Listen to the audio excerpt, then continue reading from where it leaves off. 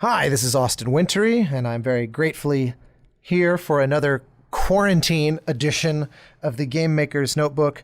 Today, I had the absolute joy of talking with Jesse Harlin, a longtime friend and composer who worked for many years as a staff composer at LucasArts and participated in all manner of adventures there, and then has since been freelance since they vanished off the face of the earth, and has been writing music for projects like Mafia III and most recently Riot's big explosion into the world of competitive shooters, Valorant. We talk at crazy length about his history, his formative years, adventures with LucasArts, Star Wars ad nauseum, etc., etc. It was a blast. Jesse is so much fun and has just so many little pearls of wisdom. So I hope you enjoy. I certainly did.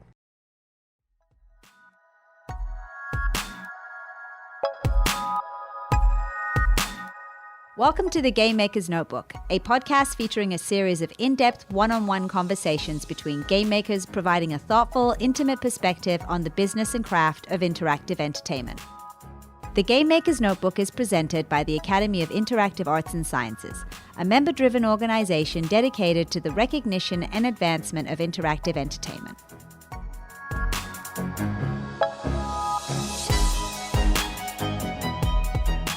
Well, hello. I am joined by the spectacular...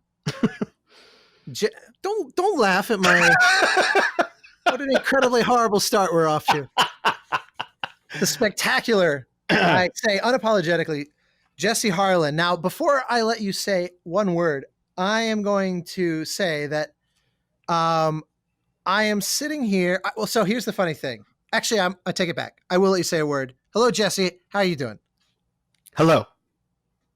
That is in no way answering my question. So sorry, I wanted to give you one word. How I'm fine. I'm not fine. The world's not fine. I'm hanging in there. I think is probably the best answer right now. That's a sentiment that probably almost everybody listening, whenever the case. I don't actually know when this one is going to be published. It might be weeks or months from now, and by any luck, the world will be in a better place. And even if incrementally than when we're recording, because it's a dark time. Yeah, right. It better not be in a worse place. That's all I'm hoping. Yeah. Maybe we'll just hold off on publishing this until then, so that we can be like a voice of it. You have it better than we did. No, you should publish it sooner rather than later, in case there's no internet connection for anybody. That's true. Down the road. Yeah, it's just like on the cusp of the apocalypse. Right. Yeah.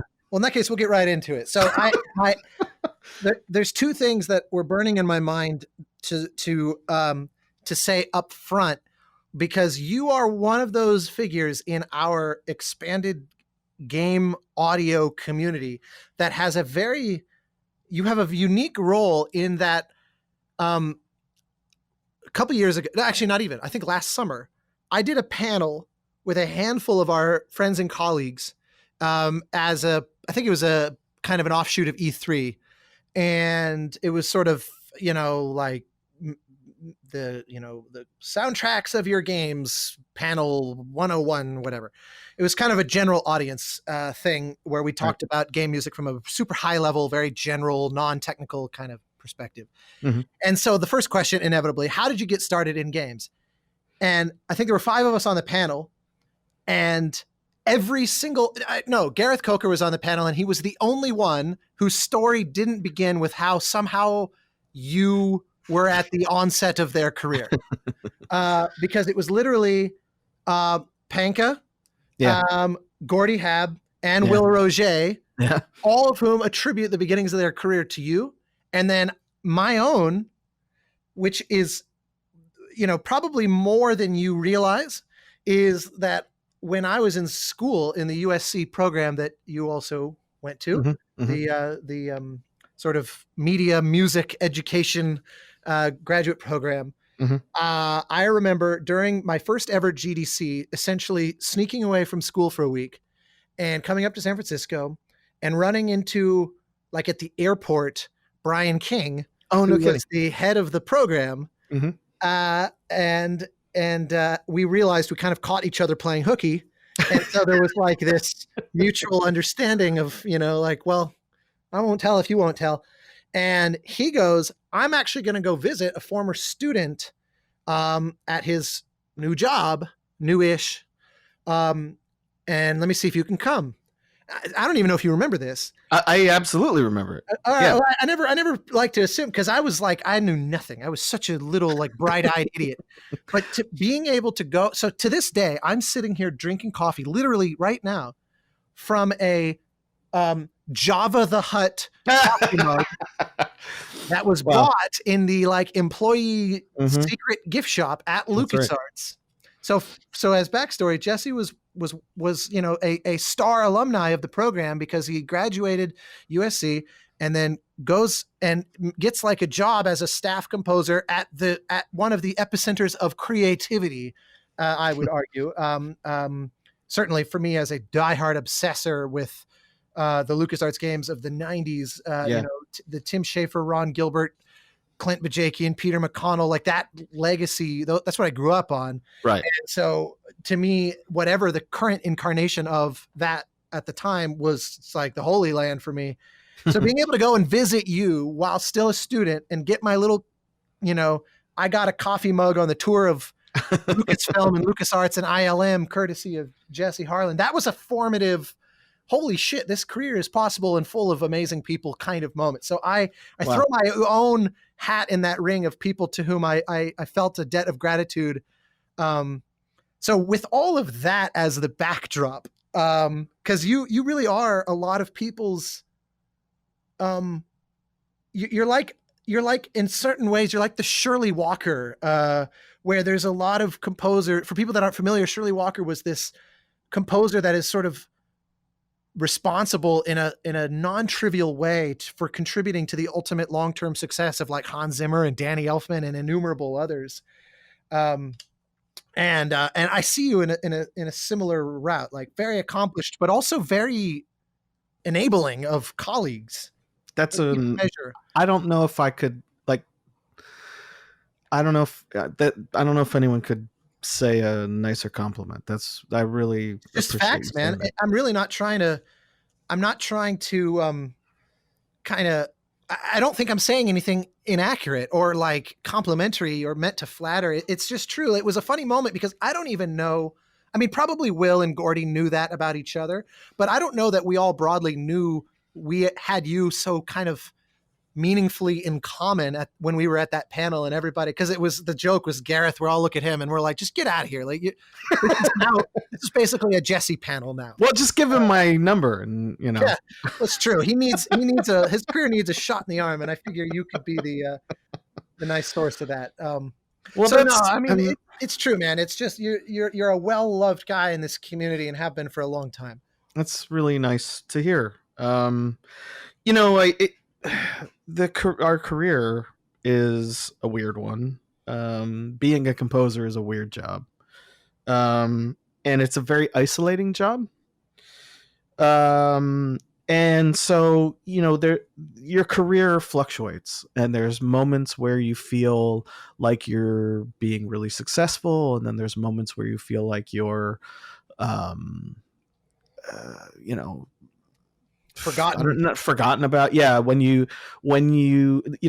I'm 43, which is not very old at all. But when I go to GDC, I'm starting to feel like an old guy. Right. Sure. And, if just based on nothing more than I physically get more exhausted from just walking around Moscone Center for 3 solid days, and I can't pull 4 all-nighters in a row like I used to do. I think there's multiple variables. If I may be the science nerd, I think that there's at play there also the fact of the more kind of successful and busy one gets, the more time they spend in their chair and the more their muscles are atrophying in general. Yeah, that's true. It's like, it's simultaneously maybe an aging thing and just kind of this side channel metric of increased productivity. Yeah. That's my super positive idealistic spin on it's not my fault I'm in horrible shape. I like it. I'll take it all the time. But yeah, well, go ahead. I was gonna say that, like, in those moments where you're doing really well, I think I've never really talked to another composer about it, so I'll ask you. Like, there's moments when I'm doing well in my career where I feel like,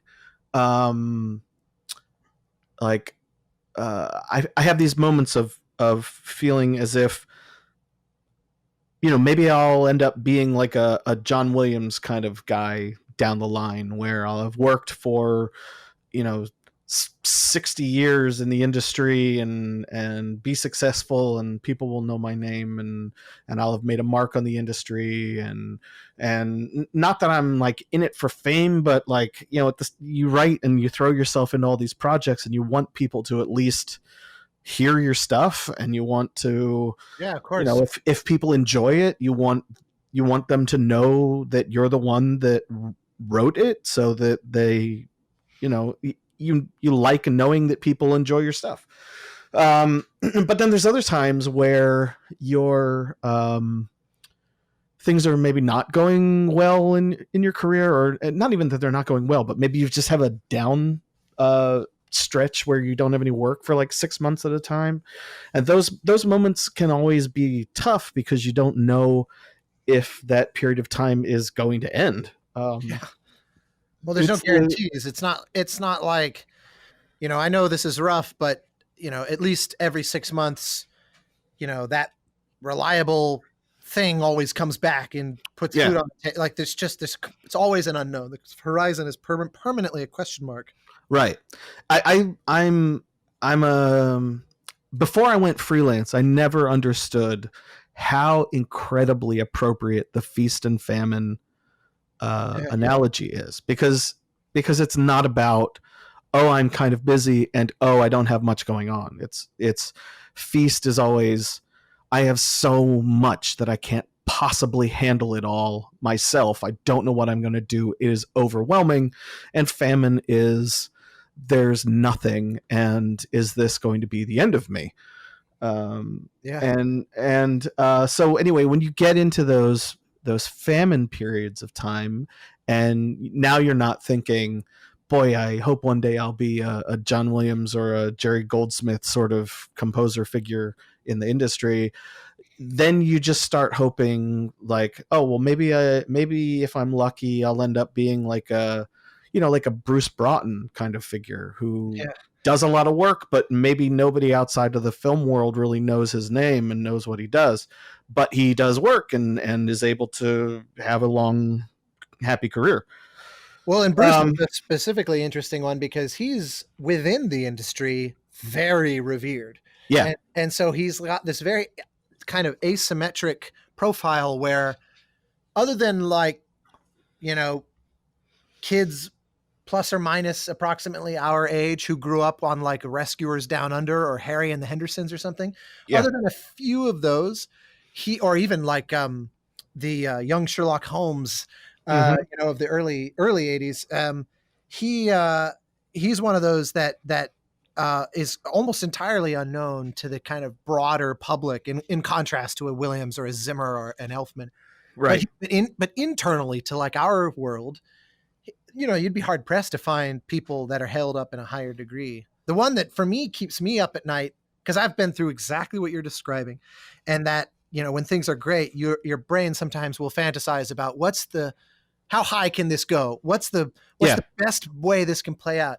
And one of them that torments me are the composers that had those and then it faded and then it never ever came back. And the one I always think of for some reason, there's two. Bill Conti is a guy. This guy he's an Oscar winning he won the Oscar for the right stuff in I think 84.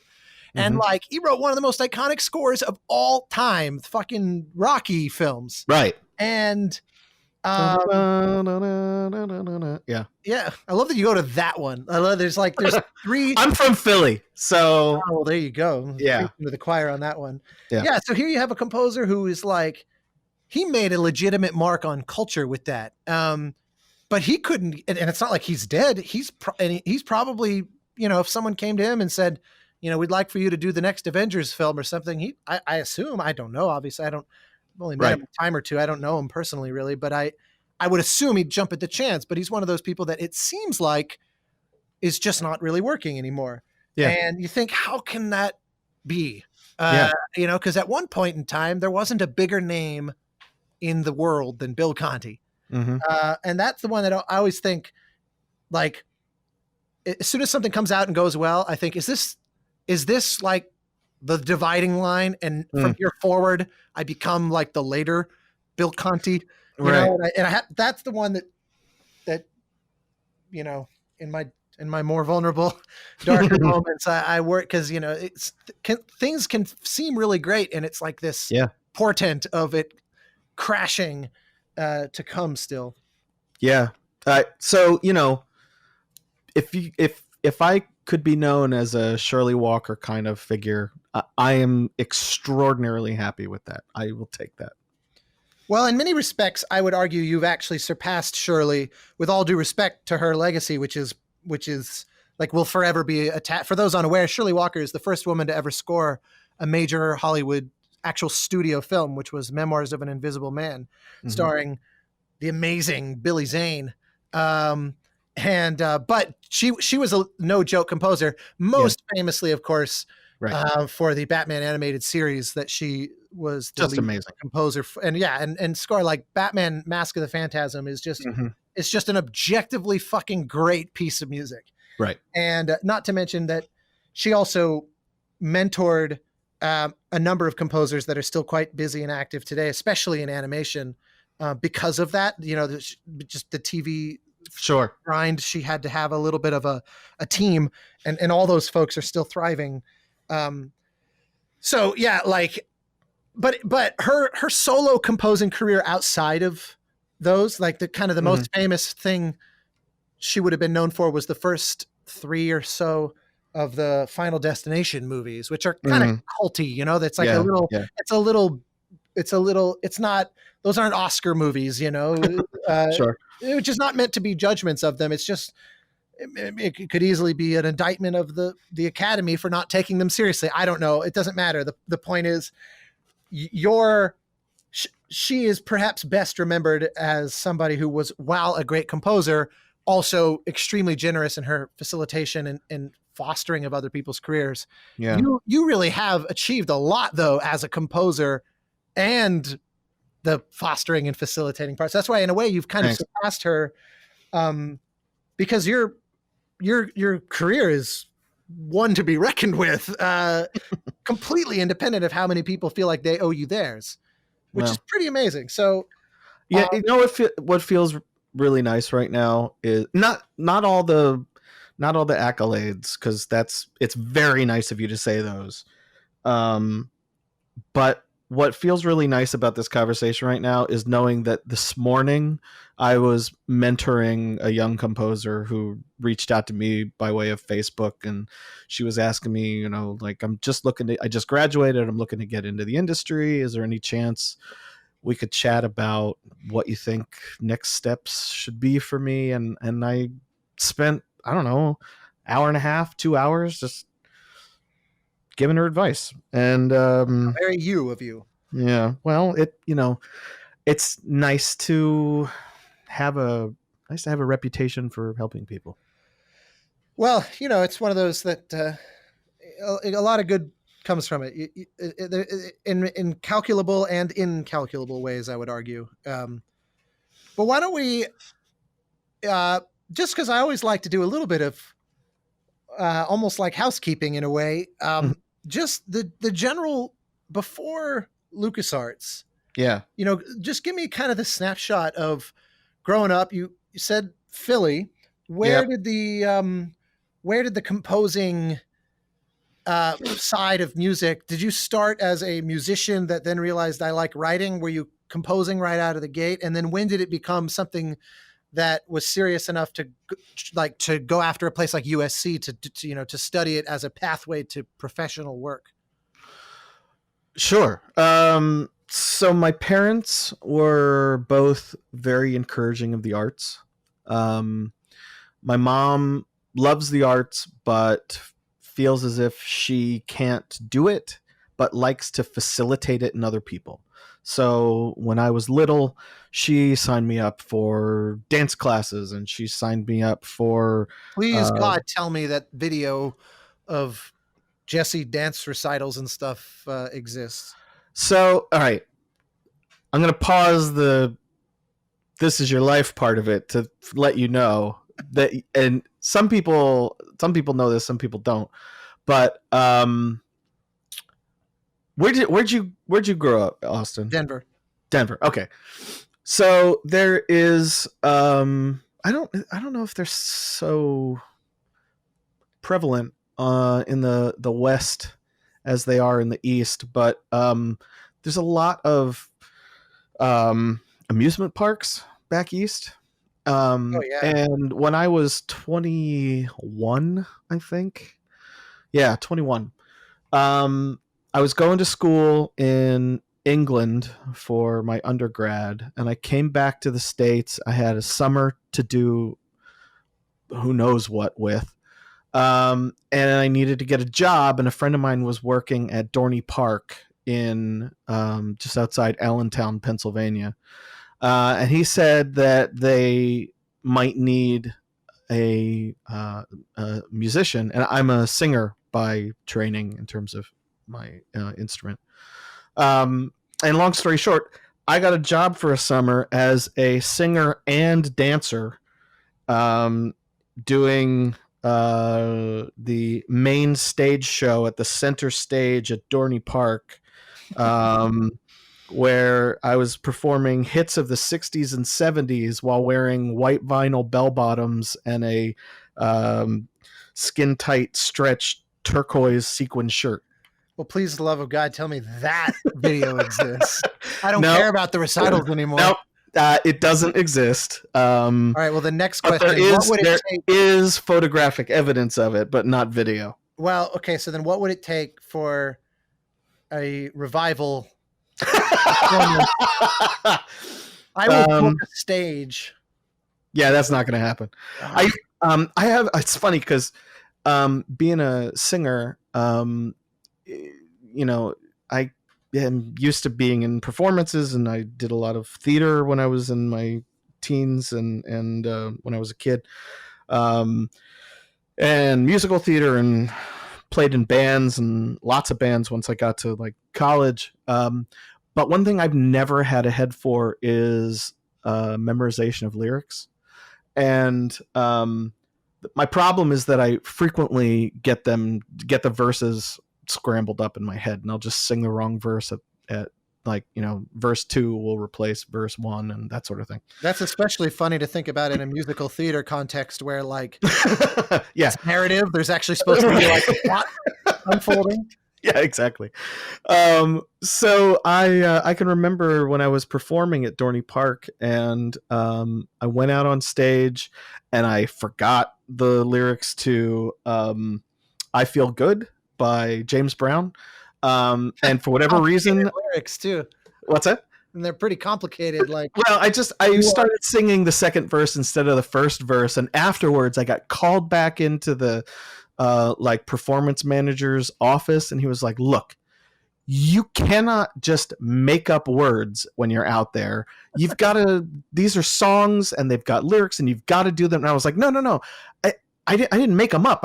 I did verse 2," and it was this like weird situation where I'm being criticized for not doing the song by someone who doesn't know the song enough to know that I was doing a different part of the song. He only knew the like whatever it was 20 bars or whatever that we quoted in this mashup of different songs.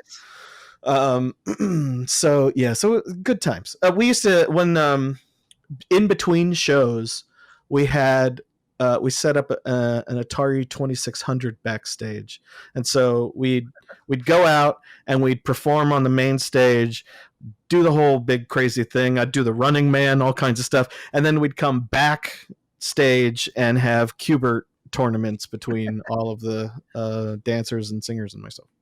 All right, well, you're painting a very evocative picture then of kind of where the different threads are starting to come together. Yeah, well, yeah. So my dad was a drummer and a guitar player when he was in his teens, and he was the kind of kid who grew his hair long, but because of the Beatles, but wasn't allowed to wear it long because his parents were very 1950s and didn't like the Beatles, so he had to comb his hair back so that it looked like he had like a more like a greaser pompadour kind of thing, and then as soon as he left the house, he'd comb it all back down in front of his face like the Beatles. And so he was big into music, and when I was 11, he just decided one day, hey kids, it's time for you guys to learn an instrument. It's going to be good for you. So he took my brother and I to the local music store, a place called Medley Music, which I'm bummed doesn't exist anymore. And he said, all right, go ahead, pick out an instrument, and you guys, that's what you guys will learn. And so I walked around the store and I checked things out, and I came back to him and I was like, all right, I got it. I want to learn the trumpet. And he said, no, trumpet's stupid. You're going to learn keyboard. So I learned the keyboard. My brother, you want, but not that, but not yep. that. Yeah. So I learned the keyboard, and my keyboard had a built-in sequencer module. So before MIDI, really, before I mean, MIDI existed, but before I understood what MIDI was, and before I worked with any sort of DAWs, my very first music writing was me sitting there recording things into this sequencer that all the data got stored on a floppy disk, like a 3.5-inch floppy disk drive in the keyboard itself, and that's how I started with music. Did you start experimenting with composing straight out of the gate, or was there this period of like trying to learn, songs or classical repertoire or something like that? Very, very briefly. I loved classical music, but I was a terrible piano player because I had absolutely no patience for learning how to become a piano player. Right. I only took a few lessons, and then I was like, this is lame. I want to play my own stuff. I don't want to play, the Happy Duck and whatever it is you start with. Cross buns. Yeah, exactly. Yeah, I was. It's funny, we're very similar in that regard. My career as a concert pianist was about a 2-week window before I realized, if I change the notes, yeah, it's like a new piece, isn't it?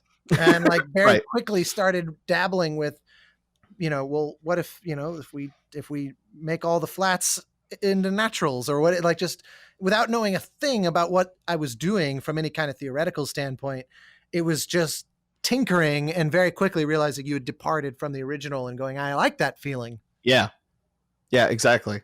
That's what I was doing too. And in addition to that, then like we had a whole bunch of musical equipment, like, without getting into it too much, like my dad was a doctor and worked all the time, and very much got to a point where he was trying to live vicariously through his kids.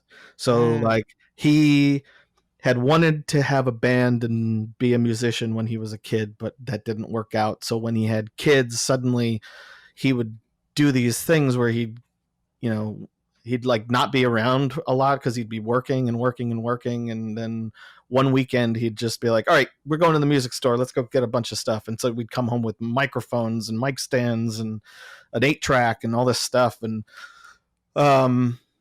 so my brother and I had access to a whole lot of music gear, and we were like 12 and 13, and we're trying to start a band. And the first band I was in, I was playing keyboards. My brother was playing guitar. We had a singer who, I guess, hated the band. And so we called him one day and we were like, hey, are you coming over for practice? And his friend answered the phone. It was like, oh, yeah, no, Joe got hit by a bus.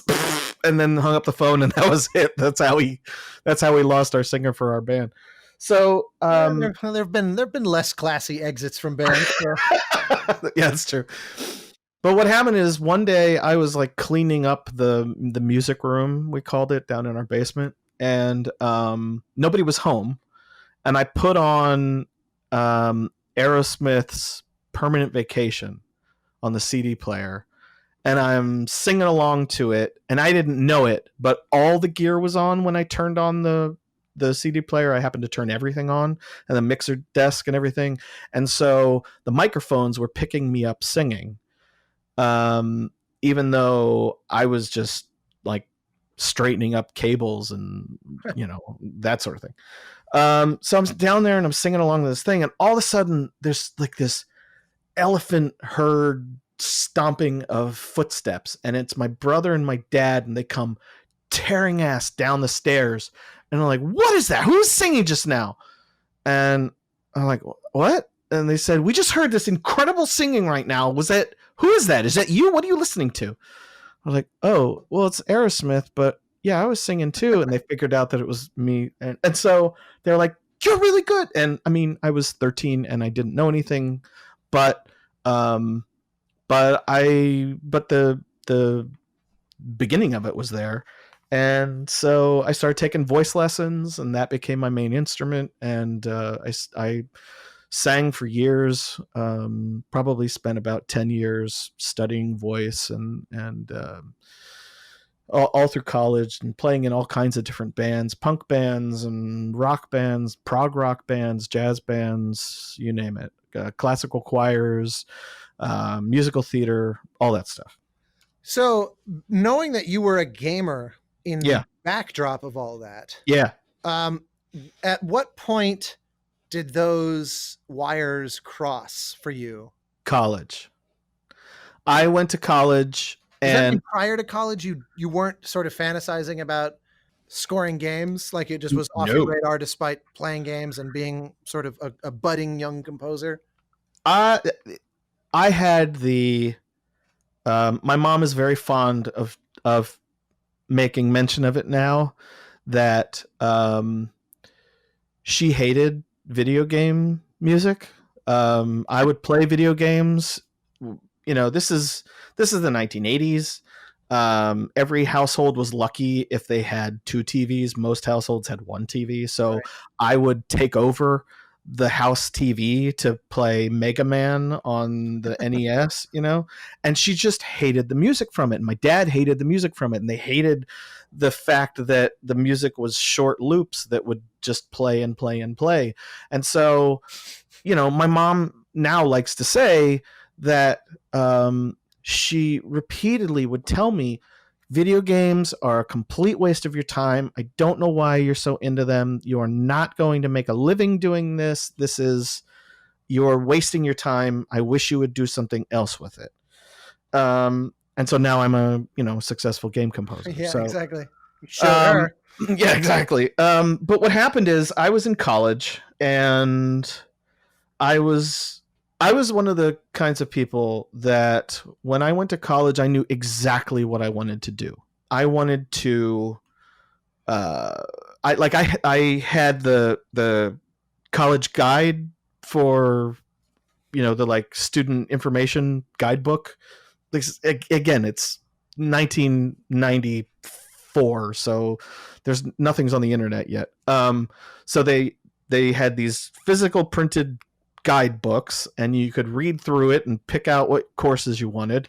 And before I went to college, I sat down with the book and just circled everything. I was like, okay, first year I'll take these classes, second year I'll take these classes, etc., and mapped it all out. And then that's exactly what I did. I knew what I wanted to do, and I wanted to study music and then film scoring. So when I was in college, I was scoring film stuff. I'd have film music assignments, and we'd be analyzing, how to read a scene and all that stuff. And then I'd come home and I'd write my film cues. And then I finally would have free time and I'd play video games. And I wasn't watching films, and I wasn't really loving film. I was loving video games. I remember when the first sequel to Myst came out, Riven. I just became obsessed with that game. to the point where I was blowing off lectures at school. If I did go to lectures, I was drawing pictures in my notes of puzzle solutions that might work for when I got home. Yeah, that those games were especially like for the types with the predilection to kind of daydream. Those games were lethal because you couldn't really sit down and solve your way through a game like that. You had to sit there, have it stump you, and then ambiently in your head a week later it would suddenly hit you in this revelation of, oh shit, and that, which meant you had to stop what you were doing and rush and go test that solution. And it's like, I don't care if I'm in the middle of like my driver's test at the DMV, like I have to go. That's a rare game like that now. I got totally into the world building of it. I deciphered their base 5 numbering system, and I would sit and just like, oh, well, if base 5 is this, and this is how they start doing, 10s and 20s, and like there was no need to do it, but I figured out what their numbering system probably was out to like 100 and etc. And I just was like obsessed about it. So it was this sort of a realization of that's the stuff I'm passionate about, and somebody's making music for these things, so I could be that someone.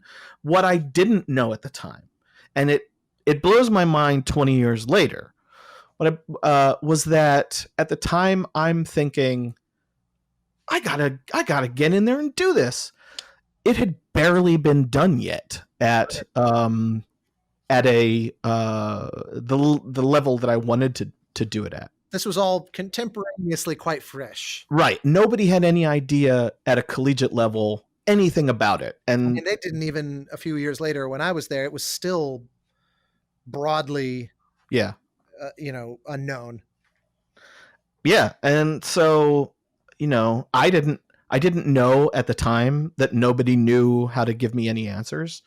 But I was just doggedly set on it, and I just felt like, well, there's got to be somebody out there, and if only I could just ask the right person. So I just asked everybody, and I got a reputation around the school as the guy who wants to do video game stuff. And I got a phone call from my teacher one day, and he said that he had just gotten a phone call from a local development studio that was scoring a game for the original PlayStation, and they'd done an EDM score for it, and Sony hated it, and they wanted to know if they had any students that would be interested in doing an orchestral score. And that was it. What made them think to reach out? Had they just run out of money or something? What? It's surprising. Maybe. Sort of a bold move to be working on a Sony title and call a school and say, "Hey, any students interested in this gig?" Yeah, I mean, I've never thought about that before, but you're absolutely right. That's ludicrous, but it paid off. It paid off for me anyway. No, I mean, I owe my own career to student like talent scouting, but in my case, they were the talent was the developer that they found, and I just got to ride along with them. Right. So they, I assuming obviously then they called you and said, you're the one guy that seems to be interested in this stuff.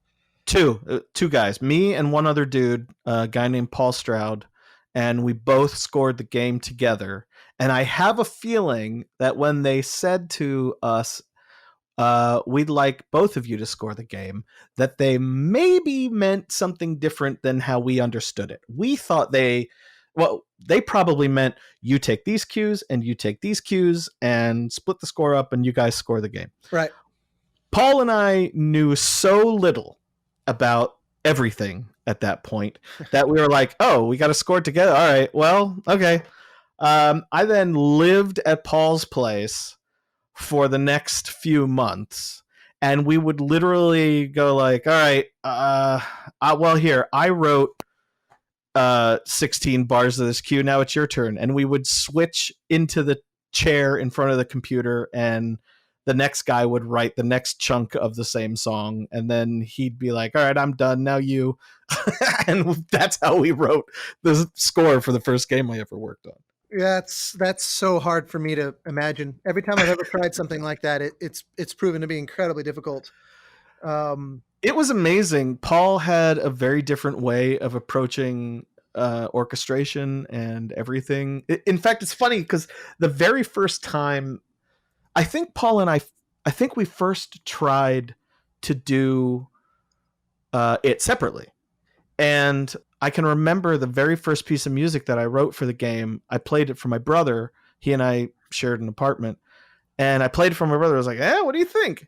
And he said, no, this sounds terrible. It sounds like Mega Man. And I listened back to it and I was like, oh, shit, it does. It totally sounds like Mega Man. Here it is, like 1998, December of 1998, and I'm writing something that sounds like it's 15 years old at that point. Well, yeah, and I was going to say, chiptunes and sort of retro throwback was very much not in vogue yet. Yeah, no, it was we were just moving away from that. Nobody wanted to hear that. So I went over to hear what Paul was doing, and Paul's stuff was really interesting, and it was this super hip orchestration stuff. And I assume you're doing all this with samples, right? Like, yeah, everything was all samples based in hardware samplers. Yeah, okay. That was going to be my next question, is because if this is 1998, yep, the library situation is not like it is today. Nope, that's right. That's amazing. Well, so then that gave you your first taste. Yep. Did you think at that point, this is me, this is what I want to do, or were you chasing film and TV kind of opportunities? Were you living in LA when this Not was yet happening? Okay. No, I was living in Liverpool, England, where I was going to school, and then we graduated. It was the last year that I was there, and Paul and I are still working on the game, and I had nowhere to live. As soon as I was done as a student there, that's the end of my student visa, and I'm not really supposed to be working over there. So I moved in with Paul in this small town of Uxbridge outside of London. They were super kind to let me stay there, and Paul and I just continued the same process of like, okay, I've written 20 bars, now it's your turn. And I slept on a sleeping bag on Paul's floor for a couple months while we finished the game. And then I moved back to Pennsylvania for about a week, and then me and some friends packed up a U-Haul and drove across the country to Burbank. And I was in Burbank for 3 years. And so does that mean that you got here, it was kind of like hell or high water, I'm going to go to LA, and then you applied to the USC program? No, so what happened is I spent about a year before I applied to USC. Okay. I spent a year just trying to make it as a composer, and I have all the same stupid stories that like everybody has when they're starting out a career in Los Angeles. I was an extra. And so like, if you go back and you watch the latter seasons of Beverly Hills 90210, you can see me wandering around in the background. I was a seat filler on somebody's talk show, and then meanwhile I'm trying to network with directors and other composers and getting advice from people like, don't ever network with other composers, kid, because another composer is never going to give you a job. And I'm like, okay, thank you, Mr. Composer, I will do. It's actually terrible advice, though. Well, I was going to say, what I love is that given everything that I was saying at the beginning of this, that's so hilariously backward when it comes to you specifically. But yeah, I do. Everyone seems to have those do what you gotta to survive and day player kind of gigs. Right. That's funny. Well, now I was 90210. Yeah. So all right. So then 3 years in Burbank. Right. That at somewhere in the midst you go to USC. I go to USC, but I also applied for a job at LucasArts, at GDC. And it came down to a point where my roommates were going to be everyone was like, we're going to lose our apartment. Our lease is up. We all have to figure out what's next for us. They were all actors. I was living in an apartment with five people, four of which were actors, and me trying to do music. Very stable rent payment environment. Exactly. Yeah. Because I can still remember that one of the ways that I knew that I had like made it in life was that when I got my gig at LucasArts, I bought myself a bed. And that was like, oh, look at this. Two things were amazing. I had a business card that I didn't have to get printed for myself that said composer on it. And I had a bed. Those were the like, I am on my way signposts. Yeah. Well, it's those little victories, man. Yeah. So wait, you applied in the midst of USC or like in parallel to that, you're saying? Yeah. So I applied to LucasArts and I applied to USC. And in the space of 2 days, I got a call one day from LucasArts and they were like, thanks, but no thanks. I'd actually gone up and interviewed with them, or a phone interview, and they really liked it and had gone really well. Who was the kind of person spearheading that in those days? Well, so what happened is this is around 2000 when Mike, Clint, and Pete had just left LucasArts. Okay, yeah, that's essentially why I was asking is where this falls relative to the kind of dynasty of the three of them. Yep. They had left. Is that what led to the opening? Is that why there even was a position? Exactly. Yeah. So they were looking for somebody experienced to come in and be the new Mike, Clint, and Pete, as if they're replaceable. And no kidding. I got pretty far in the process. Got down to like me and maybe the person who got it, maybe a couple other people. I don't know. But it was me and definitely down to like me and Mark Grisky, and Mark Grisky got the job. But they told me they really liked me and they just wish I had some more experience, but keep in touch with them and see how it goes. So I get off the phone with them, and it might have even been like hours later. It was very, very close. I get a call from USC.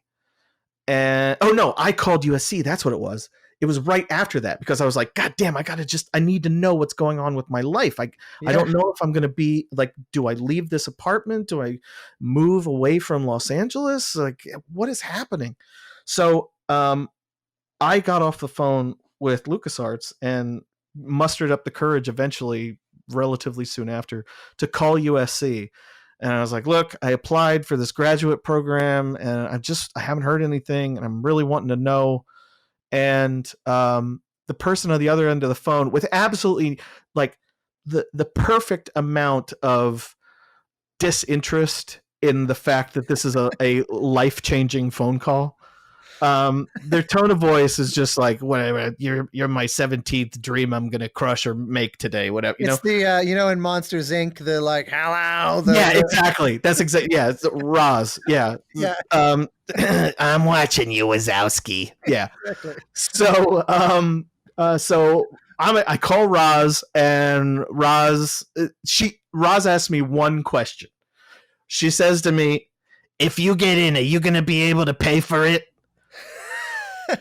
And I said, yes, without any idea of how I would. I just said yes. And she said, all right, you're in. And that was it. I can just hear in the background tearing up the application of the rejection letter. Like, he says he's good for the money. Yeah. And so that was it. I said, thanks. And she hung up, and I was like, did that just happen? Like, am I really in this prestigious graduate program or not, or what? But like a week later, I got the welcome to USC packet in the mail, and I was like, okay, I guess it worked. So I love how you traded, instead of earning however much per year, now I get to incur a massive amount of debt as the the alternative. Obviously, that turned out to be a super positive thing. Yeah. So then, one of the things about USC from my experience, and I imagine it held true then as well, is that they're very much grooming you for the life of the freelance composer. It's Right. it's talking about that, going out meeting filmmakers. I'm sure they today would talk about meeting game designers, all that kind of stuff, and very much crafting the composers to have this expectation for you live and die by whatever you did yesterday. That's right. So then obviously you at some point then reapply to USC. Was there to LucasArts? Was there a big window? Yeah. Or I shouldn't assume that you reapplied. Maybe they called you and said we were wrong. No, it was a weird year because it was I'd been in school for about a month when 9/11 happened. So Brian King had to call us and be like, look, we're not having any school for a little bit. And eventually we all went back into the classroom. And I can remember being down at USC and standing on the top of the parking structure that was near the music school. The thing was full of cars and I had to park on the roof. And I remember standing on the rooftop and looking around Los Angeles and what's it called? There's that building that's right next to USC, that like temple. Oh, the shrine. The shrine. Yeah, that's what it is. So there's like minarets from that against the Los Angeles skyline, and there's no airplanes in the sky, and it's like weirdly quiet. And I just remember thinking, like, what am I doing? Like, the world, kind of like now, it's like the world is upside down and I have to go sit in a room and learn how to write comedy underscore for something. Like, what the hell is going on? That was I think that was a universally experienced awkward transition. Yeah, it's a surreal thing, to then say, okay, now let's look at Carl Stalling. And right, exactly. Yeah, well, that's a unique one. That's what we did. But like, much like when I was at in undergrad, I just did the same thing. I just went in there and I was like, hey, I'm the guy who wants to do game music, and I'm here to learn everything I can about film scoring so that I can apply it to scoring video games. And in my class at USC, it was I forget how many there were of us, like 20 maybe. Yeah, I think it's right.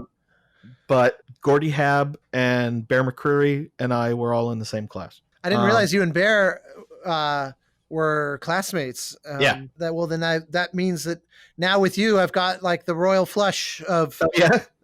Because we got to make our way through the list that year, I guess, totally. For this show. We did have a chat with Bear, and Gordy's been on the list. So nice. I had no idea. Bear was super into video games. I remember a CD that he burnt and gave me of Mega Man arrangements that he made. I think Mega Man seems to be a recurring theme here in our talk.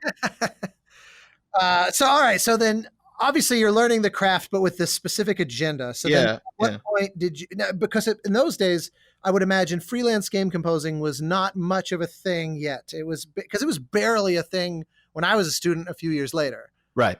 So no, it wasn't. So what happened is I knew that I was going to go to GDC that year and hit up the job area. So I made demos and I made business cards, and then I went to GDC and made a fool of myself, basically, because I just went from table to table at the job fair and I asked the same stupid question, which never really seemed to get me anywhere, which was, hey, hi, how you doing? Do you guys do you do all your music in-house or do you outsource? Nobody wanted to talk to me. That's strange. I would think that that's a pretty savvy way to ask that. Yeah, but I don't know. It didn't get me anywhere. And in fact, I will never forget the time during that day that I went to Blizzard's booth, and I have no idea who was manning the booth for them at the time, but I had been a console gamer my whole life. And I went up to Blizzard and I was like, "Hey, do you guys make games, or are you just a publisher?" And the look I got from them was like, you piece of shit. How do you not know who we are? We're going to tell everybody your name. Yeah. We'll humiliate you publicly. Right. And so as soon as I saw that look from them, I just instantly knew, like, crap. Well, I won't be working for them. And, wandered on my way. But what happened is I ran into the guys at LucasArts there. And I just stopped by the booth and asked if the audio folks were around. And they said no, but they're going to be here at like 2 or something. So I came back. And the head of the audio department was there, or head of the sound department was there. And I just said, hey, Jeff, you asked me to keep in touch. I just wanted to say, hey, hi and keep in touch. I'm at USC right now doing graduate work, learning how to score films, and still want to make games. And if you guys ever need anything, let me know. I'd love to talk with you. And gave him my most recent demo. And then I graduated a couple months later and could not find any scoring work at all.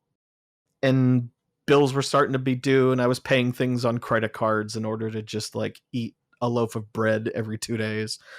And you'll find that you can parse that out in slices. I should have thought about that. Yeah. I wish I heard you back then. I might have been able to help out in kind of home ec sort of way. Yeah, but I mean, it was like I was looking up.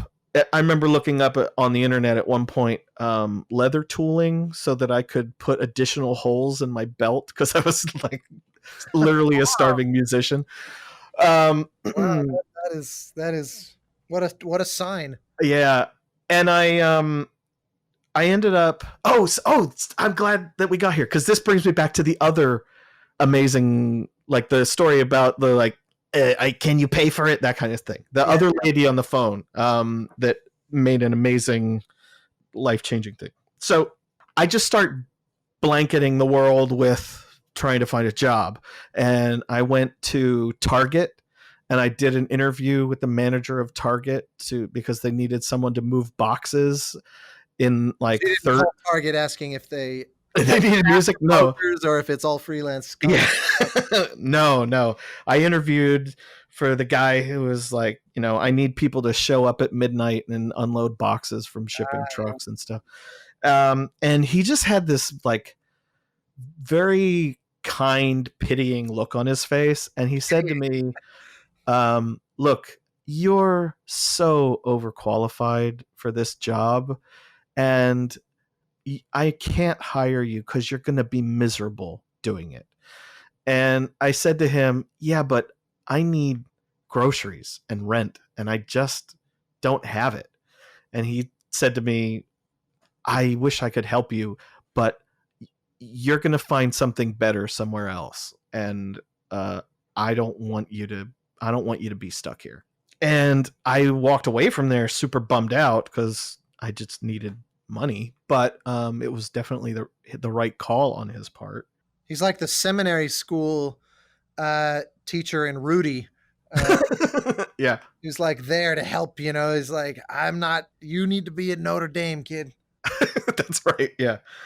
So I don't remember how, but somehow I ended up getting someone to tell me THQ was looking for testers. And so I sent an email to THQ and said, hi, I'm, I don't know, recent graduate from USC, and I have experience working on games already, and I'd be very interested in talking with someone about a QA job, etc. And this woman wrote back to me and said, absolutely, I'd be happy to talk to you. Can you call me Monday morning? And I was like, yes, I can. You got it, lady. I don't remember her name now, but sure, she loved you calling her lady then. Yeah, I mean, I didn't call her lady, but I mean, it was all email too. I was like, yes, absolutely. Thank you very much. Looking forward to speaking to you, blah. And I actually practiced calling her number over the weekend to make sure that Put it on a worked. suit and comb. No, not that much, but like I would call the number to make sure that I had the number correct. So there were a couple times over the weekend where I called and I would hear like, hello, you've reached so-and-so from THQ. I'm not available right now, but please leave a message, blah, blah, blah. And I was like, okay, I just, every time I'd call it, it was reassuring. It was like, okay, I'm getting close to a gig in the game industry. This is good. And I called her at 8:57 Monday morning. And I still get the same voicemail. And I was like, shit, okay, you're being too crazy, Harlin. Just chill out a little. I wait until 9:01. I remember like forcing myself to wait that extra 1 minute. I call at 9:01. I get the same message. Blah, blah, blah. And I was like, fuck, okay, maybe they don't get in the office until 10. So I sit there and I wait and I wait and I call her number at 10 a.m. and I get the main switchboard voice system. And I'm like, what happened to hiring ladies' voicemail? And I hang up. I was like, I must have misdialed. So I call back. Same thing, main switch number. Call back, main switch number. Call back, main switch number. And I start like freaking out and thinking like, what the hell is going on? So then I just start like hammering on the 0 button when I call in. Like maybe it'll send me to a live person and I can talk to them. And eventually I hit something and it goes to someone. And I may have even gone like into a directory, you know, and they're like, if you know the party's number, and I pressed random buttons and they was like, okay, connecting you. Whoever answered the phone, I instantly just like laid out my life story on them, and it ended with, and I talked with so-and-so and she said to call her Monday morning and that I'd be able to talk to her about a job in QA. And he said, oh, she doesn't work here anymore. And so between like Thursday when she had talked to me and Monday morning she had gotten fired or quit, and I had lost my in with the industry, and I just was crushed at that moment. But I pleaded with the guy to put me in touch with anybody at the company who might be able to talk, that I might be able to talk to about getting a gig. And eventually they were like, all right, well, here's a number. You could talk to this person. I think they do our outsourcing, like, temp employee type stuff. Very temp. Yeah. It's going to turn out, the twist is that guy is going to be the one who turns out never existed and was no one can prove that right. That number, that extension doesn't work, and no employee records of any kind. He's been dead for 40 years. Exactly. Yeah. No. So anyway, I called them and I got a job as a temp employee tester, but it freaked me out, definitely trying to get the gig. And was that then immediately adjacent to LucasArts? Oh, right. LucasArts, right. Oh yeah. That old part of my career. So, so I spent, I think it was 8 months as a tester, and out of nowhere one day I get a phone call. So I'm a tester and I'm working on some games, and I worked on like a Scooby-Doo game for the GameCube, and I was on the QA team for Red Faction 2. Then I end up on the QA team for the BattleBots game, and the game is just awful. And the problem that I have with the game is that I've now gone from being a tester who is crunching on game after game and making lots of like, I don't have a life anymore because I'm working 15-hour days every day. I get put onto a game that's not doing overtime anymore, and now suddenly my income shrinks by like half, and I'm starting to freak out. I'm starting to think like, I'm going to have to find a different job because I can't sustain this on a non-overtime based QA position.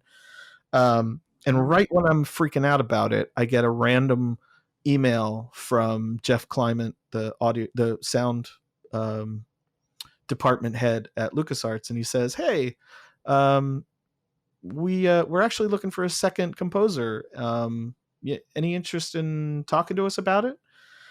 And the from that email to me being on staff was probably 3 months. Wow. Yeah. And so that was what year did you join there? 2003. 2003. Because April 3rd, 2003. I remember the day. And what was that?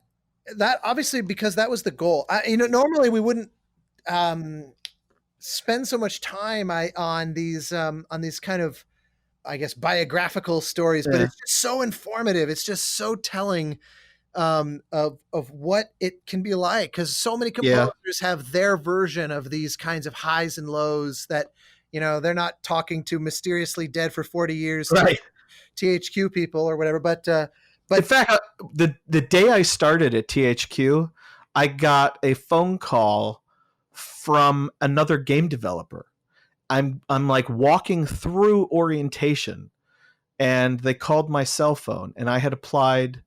I don't know. I'd sent them a demo or something, and they called me. I wish I could remember who it was, but they called me and they said, like, "Hey, we're looking for a staff composer. Are you available?" And I'm literally in the middle of orientation at that moment. They're walking us through the QA pit, and they're explaining to us how to use the handprint scanner to get into the building.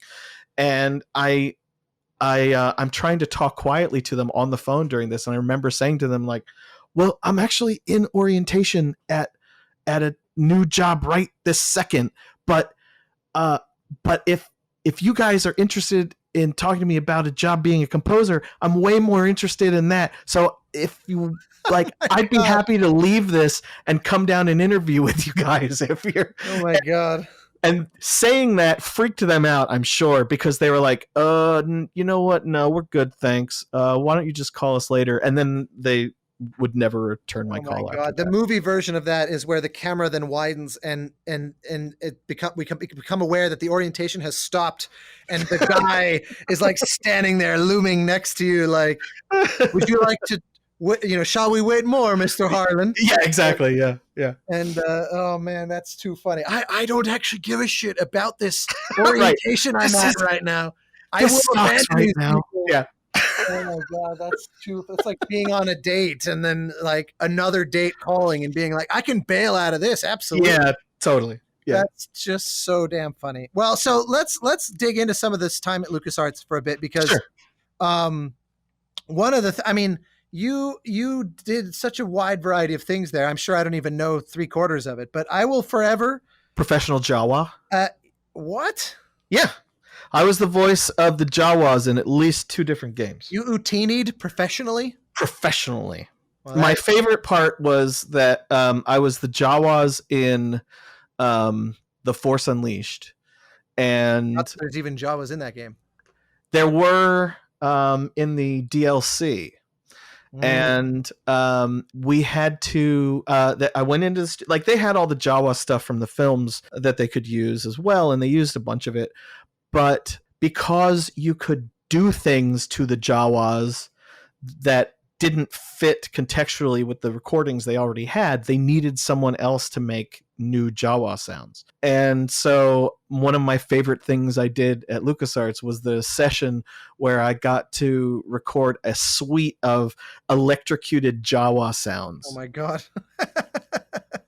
Well, we're slowly building your one-man show repertoire through the course of this thing. I'm keeping notes on all the things I'm going to need to see. Kowakian monkey lizards. I'm the voice of the Kowakian monkey lizards for Star Wars: The Old Republic. So wait, does that mean that you were hired as a composer, but does that mean that they would just grab whoever's available for those kinds of things? Or was that actually baked into the job description? No. That was just because like general audio department kind of job. General audio department thing. It wasn't really, it was considered more a sound effect than a like voice performance. Like I wasn't being hired as an actor. I was making sound effects. Right. Sure. Yeah, so they'd get me in front of a mic and they'd say like, okay, now Salacious Crumb, the Oh yeah. monkey guy, so we need you to do a bunch of that, and I would just and that Nice. that's it. Very They would well just done. do that. So I did that a lot. I was the voice of Luke Skywalker. I was the voice of Luke Skywalker's strained exertions for a for a Game Boy game. I can just picture you having an opportunity to meet Mark Hamill and coming up to him and being like, "Ugh," and he just looks at you. Yeah. He's like, I feel something very familiar in you, as a testament to your strained exertion, the caliber of your strained exertions. Yeah. That's fantastic. Not a lot of folks can claim to be Luke Skywalker's strained exertion. No, that's true. So I guess, so here's then a very pointed, specific question then. Yeah. Obviously, LucasArts, the home of Star Wars video games, Right. that led to an opportunity to write bona fide real Star Wars music. And that was, you were the first person that I was aware of. I'm sure you can tell me who the actual first person to write non-John Williams, also like Joel McNeely Star Wars music in the video game world, because I remember for the longest time I played every Star Wars game that it was made. I mean, from the like Rogue Squadron ones to like the more sort of hardcore X-Wing and X-Wing versus TIE Fighter and it went on and on and on, all the Dark Forces, and the overwhelming majority obviously were using John Williams music, just re-edited and piped in there. And it was almost taboo, it seemed like, from the outside to try to go toe to toe with that and write original music, or maybe that was just something they weren't factoring or whatnot. And so yours was the first time I remember playing a game and going, this is not John Williams music. This is actual new Star Wars music that they've commissioned for this. Well, there had been a number of other people that had. So educate me then on what was the predecessor to, because I somehow either missed those games or didn't realize what was, where that happened. Mike, Clint, and Pete, they had written an original. I don't know which of them wrote which thing. In fact, I just mentioned something to Clint and Pete. I tagged them in something on Facebook this morning, and they were like, "Thanks, that's cool," but Mike wrote that. So yeah, I mean that's always what happens there. Yeah. So I don't actually know who wrote it. But TIE Fighter had an original score. Maybe X-Wing versus TIE Fighter. It just seemed like it. Yeah, no, fair point. I do actually. Now that you say that, you jogged the memory of some of the TIE Fighter. Dark Forces. Mark Grisky wrote Starfighter and Jedi Starfighter scores. Jeremy Soule did the Knights of the Old Republic score. Mark actually, now that you said that, might be my first memory of this is a score that is full blown sort of Star Wars, or an aspiration at Star Wars music that is not John Williams. Yeah. And also I guess the added thing I would say is it wasn't also just mindlessly trying to sound like John Williams and or just rearranging those themes in ways that technically it's new music, but it's not really. It actually was new music. Yeah. All right, so fair enough. So you're no one special in this lineage, right? What you're driving at. Yeah, I mean, what they let me do, which I still don't know why, it was crazy that they let me do it, is do Star Wars music that was distinctly un-Star Wars. The audio lead on Republic Commando, David Collins, he had put together an audio design document for the game that, the game in general was described amongst the team as the non-Star Wars Star Wars game. It wasn't going to be the swashbuckling space opera game. It was going to be boots on the ground in the muck, telling the tale of the clone troopers. Jedi weren't going to appear in the game anywhere, and that was a very radical thing. Before there was Rogue One. Yeah, exactly. It was a very radical kind of approach to a Star Wars game, and David had referenced in his design document a whole bunch of things like the score for Event Horizon and Oh, wow. Goldsmith's score for Alien, and a number of things that were decidedly not space opera music. And he had actually written, there was a teaser trailer for Republic Commando, and David had actually written like taiko drum music for it.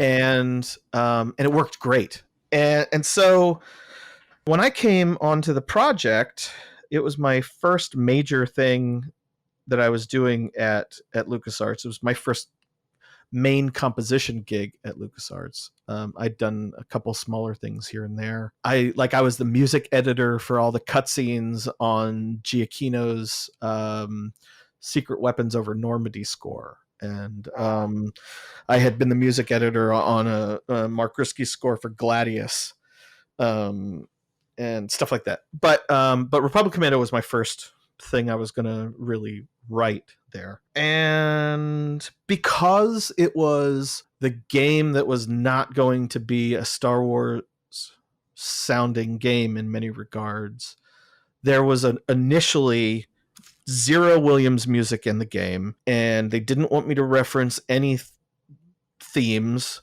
from the score, and it was supposed to be totally separate. And we happened to have an intern that year, the first intern that I worked with at LucasArts, a guy named Ben, I think. And Ben happened to have traveled to the outback in Australia to like immerse himself in a indigenous Aboriginal tribe and learn everything he could about didgeridoo. Wow. And I thought that was rad. So I asked him if I could sample him playing a bunch of didgeridoo stuff. And so I built action cues in Republic Commando around Ben's didgeridoo samples that I recorded from him. And other weird things like that. Like we would, David and I were trying to just be as creative as possible. And I remember there was a time where I got this. So one of the levels on Geonosis was supposed to be a church for the Geonosians. So we started thinking like, you know, what does a non-human church music sound like? Non-Abrahamic. Yeah. And so we went into the recording studio at LucasArts and we connected the computer in the control room into a I don't know how you say it. I don't know if it's heel or Heil talk box, like a guitar talk box, in the live room, and pumped loops of buzzing bees into the tube, and then I was re-vocalizing bee sounds with vowels shapes in my mouth back into the microphone. And we did that with like whale calls and a bunch of other crazy shit, and none of it worked. Like it was a super interesting experiment and none of it worked creatively. David ended up using some of that stuff as sound design elements, but it didn't work musically. But that was the like environment that I was in at that time, the headspace that I was given the freedom to just kind of do whatever. And so we were working on the game for a while, and eventually it got to the point where they had some focus testing, and focus testing came back and they said, all right, everybody, well, job well done. Here's our main feedback. It doesn't feel like a Star Wars game. And we don't mean that in a good way. And so we're like, oh shit. Okay, well, I forget who suggested it, but then the suggestion came down to, you know, what if you start sticking Williams music in the game? And we tried it, and it instantly sounded like a Star Wars game. And so then I started putting into the score that I was writing things like the Trade Federation March theme. And did you have carte blanche to use that sort of like from a kind of copyright perspective, were you okay to use anything that you guys wanted to use? I think the answer is no, but we never asked. And so I only found out years later that they don't like having you do that. Like They Williams don't like is, copyright infringement? yeah, well, I mean, they don't like it gets to be a really weird relationship between Star Wars and its music and Star Wars and Lucas and Star Wars and LucasArts and all that stuff is Right. It's not like a big happy family the way it might look necessarily, or a cohesive. yeah, like I Oh. remember there was a thing where LucasArts as a company still had to license the use of Star Wars as a license from Lucasfilm. Wow. Yeah.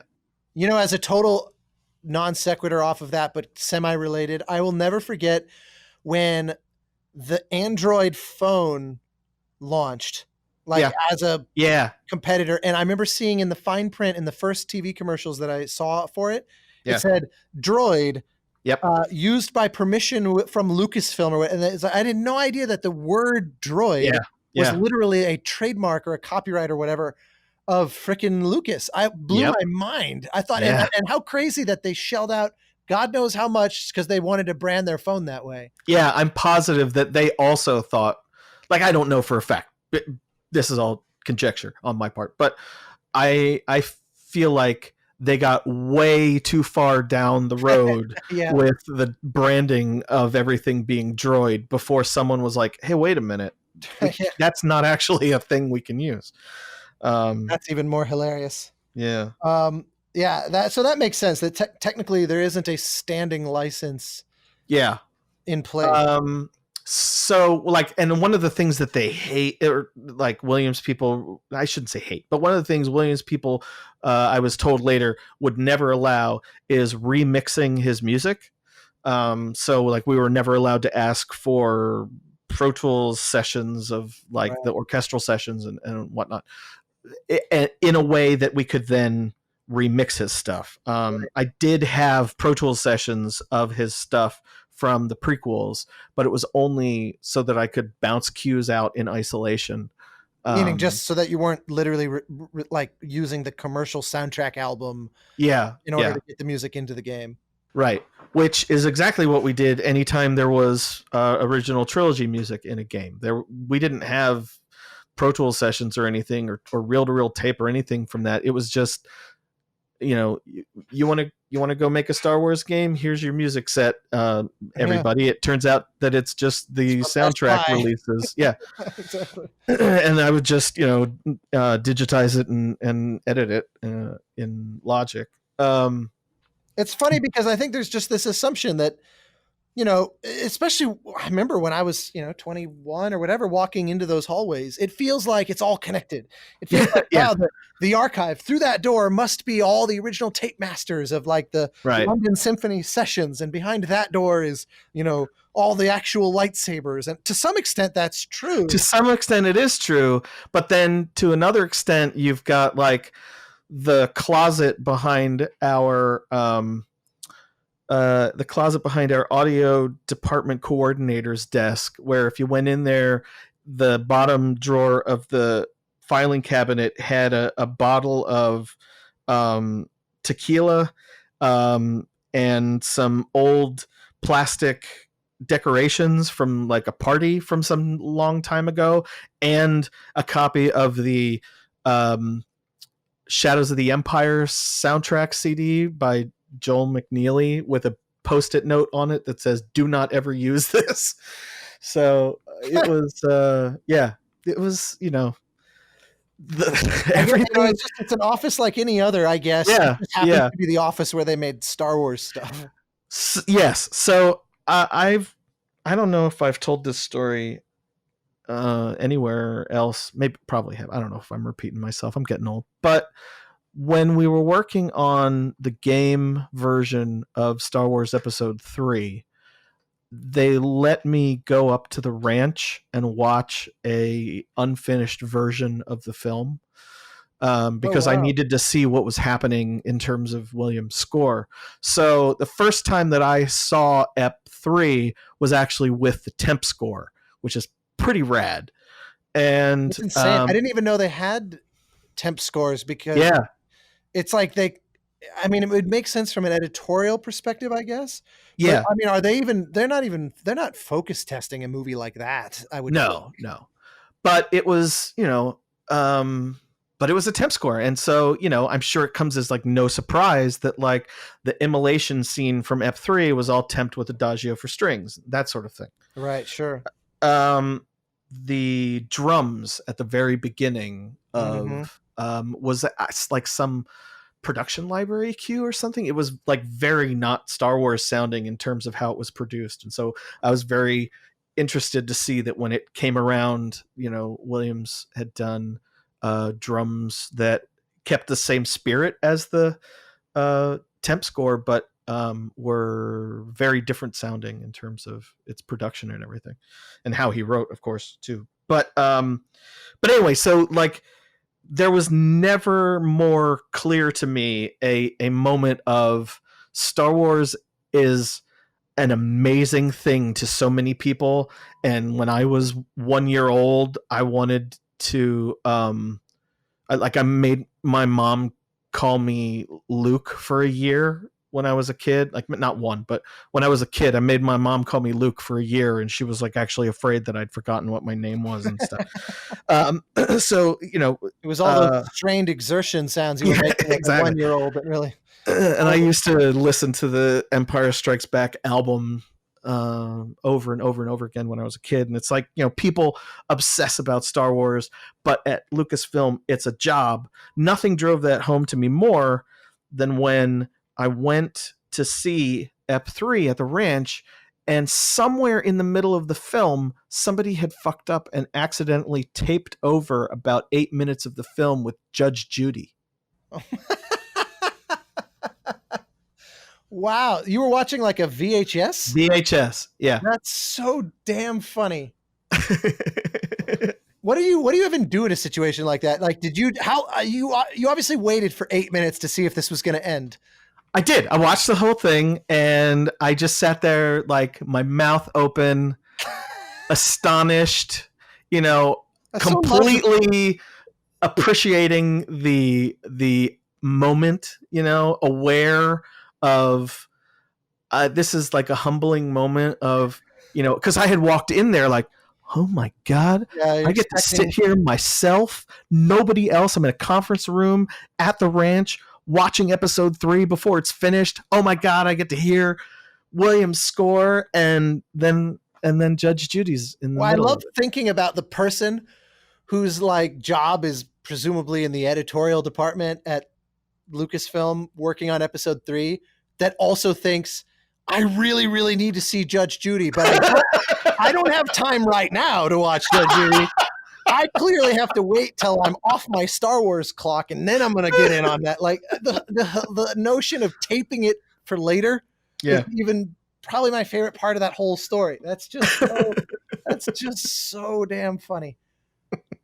What did you say to that? Which scene was it? Do you remember what they taped over? What scene of Judge Judy? No, come on. What? Good Lord. I need to picture like what's the most like immolation scene, like the order. No, it was somewhere in the middle. It was probably around Obi-Wan on Camino. That's just so. I guess there's no bad answer to that. There's just right? no episode 3 scene that is not just preposterously amazing. To be replaced with Judge. Oh my God. That's so good. Yeah, and it was. I mean, the whole experience was incredible because, like, 1, Judge Judy, and 2, temp score, 3, the effects aren't finished yet. So anytime Yoda was on screen, he was. Like the voice was recorded, but Yoda was like very roughly composited in and always in a T pose, and there's no animation on him, and he would just drift through a scene, like float through from side to side, and so the whole thing was incredible. Does that kind of thing amplify the magic for you, or does peeling back the curtain make it feel more like, because you said at the beginning it's someone's job, even if it's Star Wars. Was that the takeaway, or was it like, I'm part of the magic?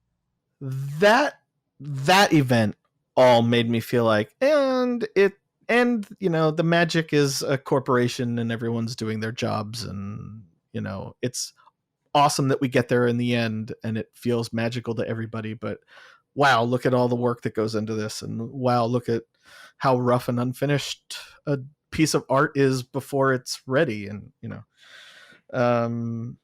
but there were other times where I could appreciate the magic of it all. I remember the first time I had just started work there, and I remember the first time they told me where I could find the Star Wars sound effect library on the network, and that was it. The whole rest of the day, all I did was just sit there and go through alien vocalizations and droid sound effects and explosion sounds and you name it. I was just Ben Burt, that guy to me is every bit as important as John Williams totally to Star Wars. Just like the inventiveness of those sounds, and especially knowing the very analog way that they were made.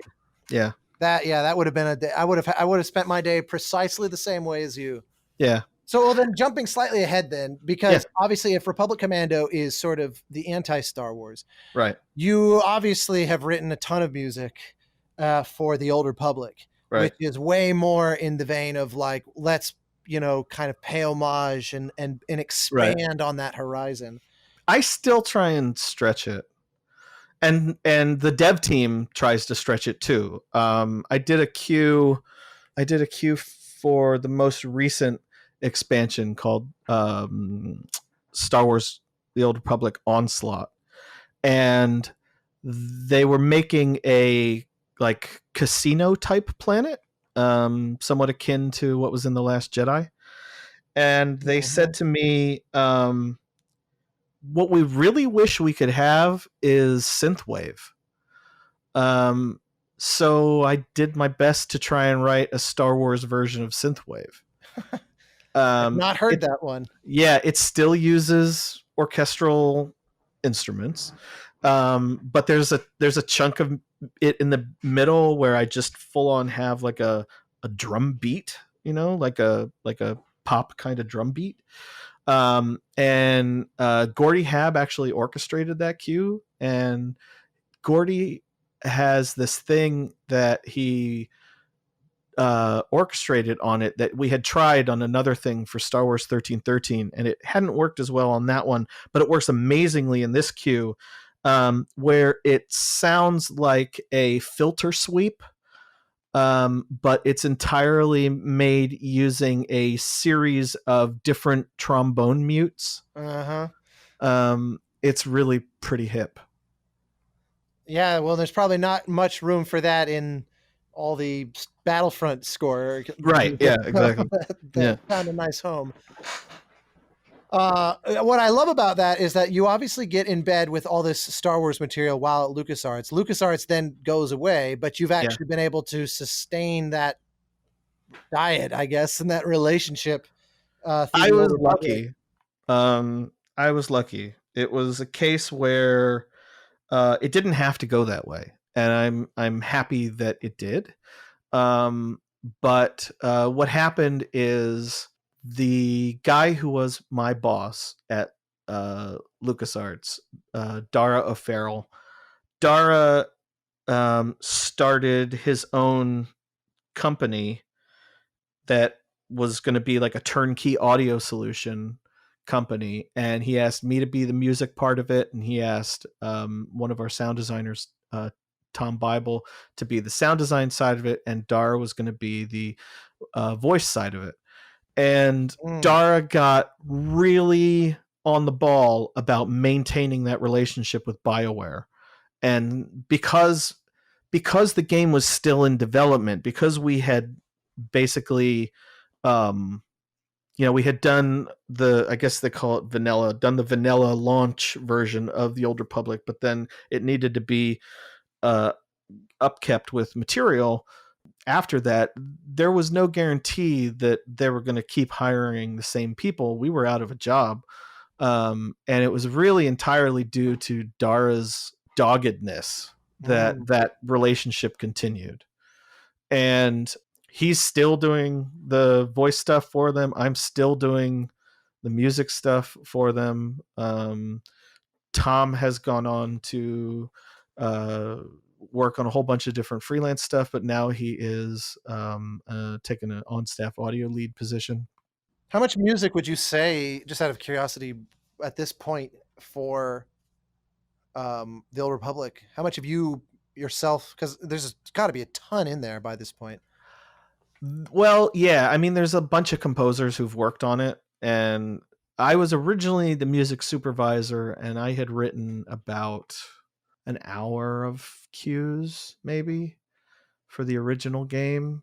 The lead composer originally was Mark Grisky, and then there was Lenny Moore and Will Roget and Gordy, and then Pete McConnell I hired to lead the Cantina music stuff, and he hired Steve Kirk and Jared Emerson Johnson to work with him on that stuff.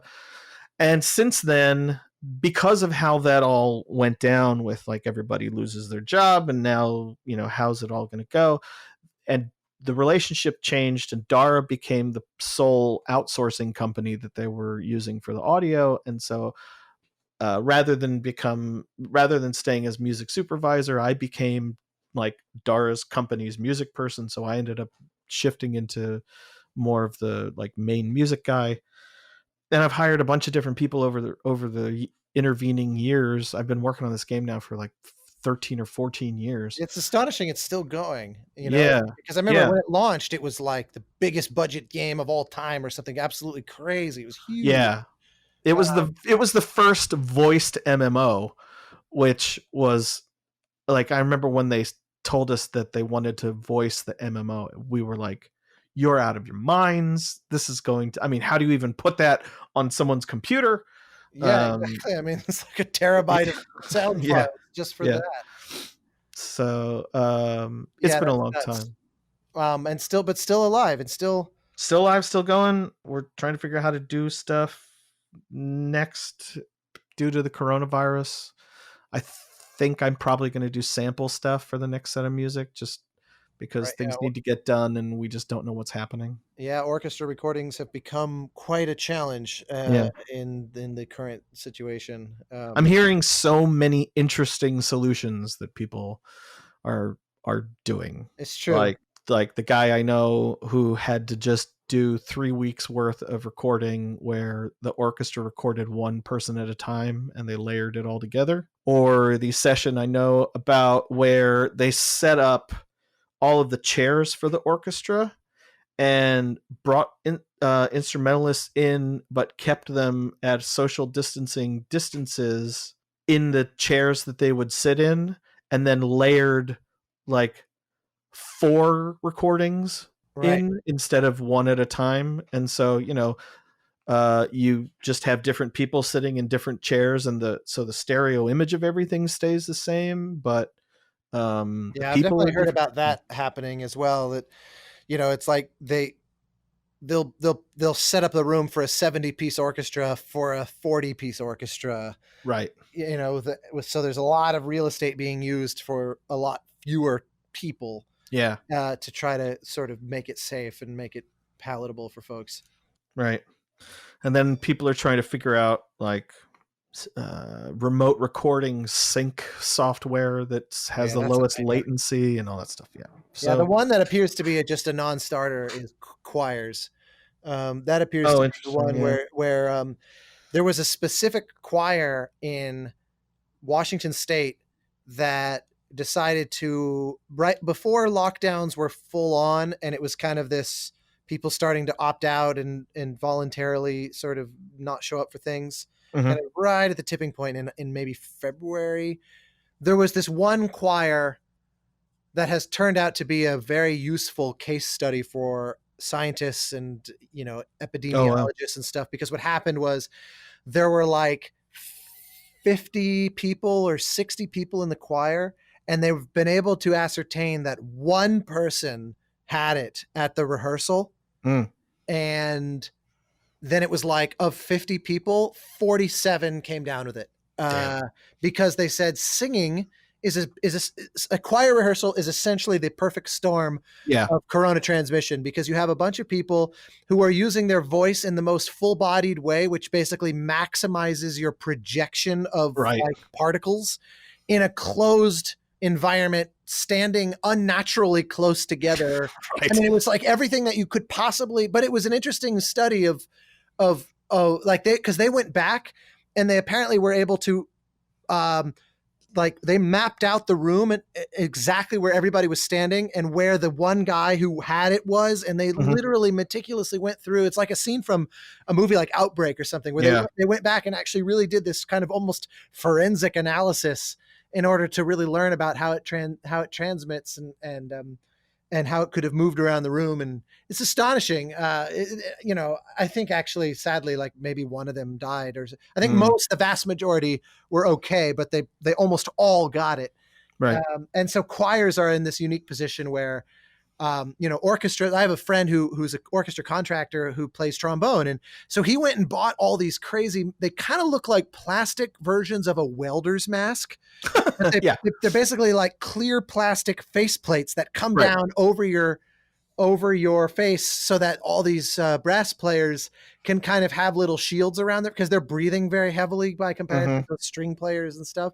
And so he's been investing in all these, where, you know, he's like, okay, if we track the brass separately from the strings, which they're already pretty used to doing as it is, and everybody's wearing these, the brass players can kind of protect themselves from each other. You know, he seems confident they can move forward. And it's crazy, this sort of stuff that we have to sort of figure out. It's you know, if I were a New Zealand orchestra, I would be marketing myself immediately right now as like this was Dan Reynolds from Epic. This was his suggestion, and I think it's absolutely a brilliant idea that, you know, New Zealand, because of how they've got a handle on everything, if they wanted to become the new epicenter of orchestral scoring in the world, they are 100% sitting on the capability of doing it. Yeah, no kidding. They've even got practical experience, you know. I mean, they've really like the New Zealand Symphony not only recorded the last couple Hobbit movies, but Stephen Barton used them for Titanfall. Oh, I didn't know that. Yeah, all the orchestra stuff. I think some of it was done in London. Like he needed one session with like 1,000 horns or something. And so I think they did that in London. But yeah, the majority of the orchestra stuff in Titanfall or Titanfall 2, it's one of the two. Yeah. That was all the New Zealand Symphony. And like major, like a week of sessions or something. Not a little pickup, like a full-blown thing. And they sound amazing. Nice. So yeah, that's a funny...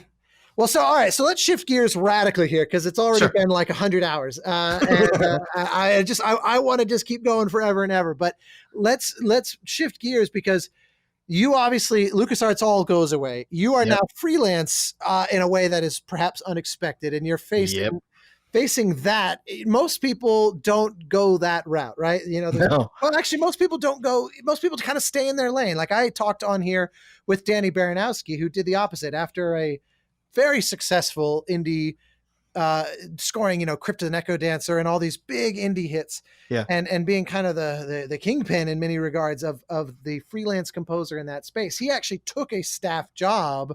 There was one developer he loved working with so much, he decided to just, you know, put a ring on it, as it were, and officially and exclusively dedicate himself to them. Obviously, the closure of LucasArts didn't give you much say in that subject, but you had to throw yourself into a freelance after having been not used to that for, I guess, well over a decade, right? Or around the decade, give or take. Yeah. It was exactly 10 years. Right. April 3rd, 2013. That's right. And LucasArts closed April 4th. For real? Yeah. So it's like literally to the day. Literally 10 years in one day. And here I thought I was joking. I was just proud that I remembered the date you said. Yeah. That's crazy. Yeah, I was super bummed when we found out everything was closing because I thought like, oh, I'm not going to actually cross the 10-year mark, but I did. They gave us They kept it open just for you. just enough days to, yeah. So obviously you had to then shift gears wildly. So then one thing I just want to leap to, because I'm sure there's a lot that could be spoken to it, especially any composers that are listening to this, just that, you've already said so much that I think is so invaluable to just the life in the trenches kind of stories. But can I say one more that I think is super important? You don't need my permission for anything, sir.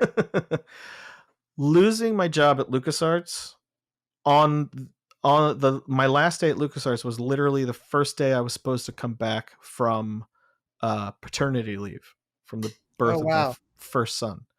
So I lose my job with a newborn baby.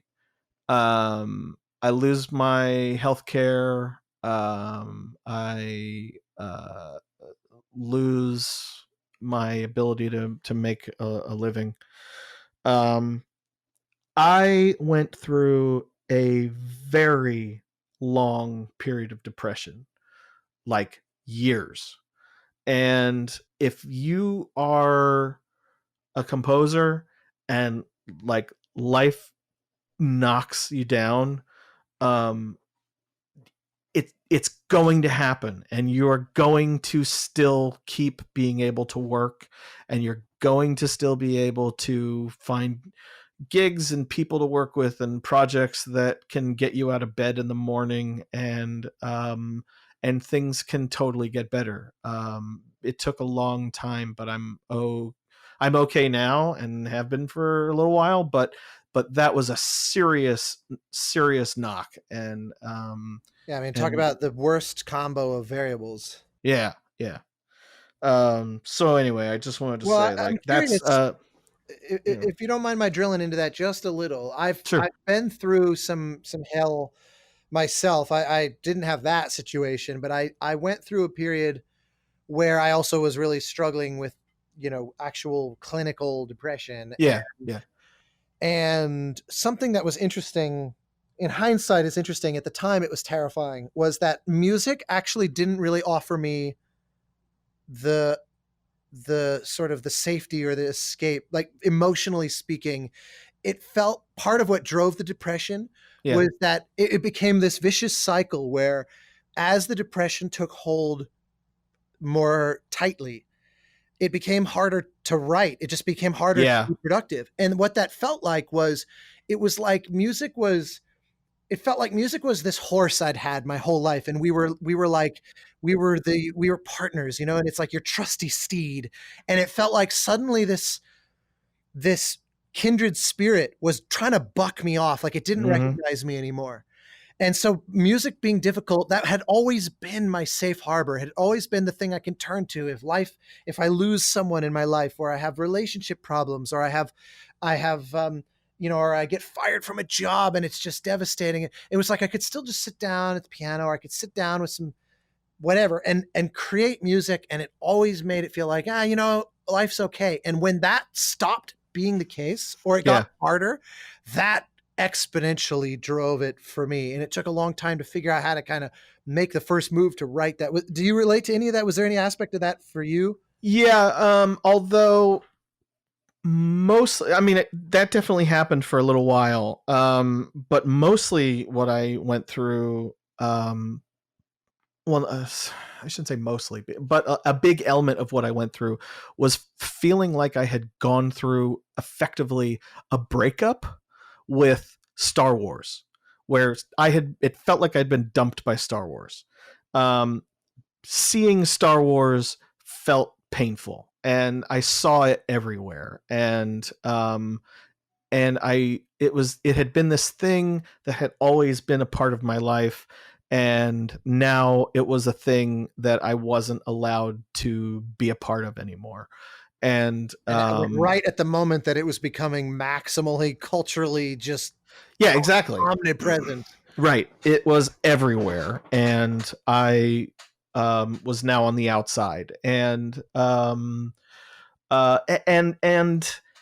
And at the same time, like there was all these lessons that I learned of like, don't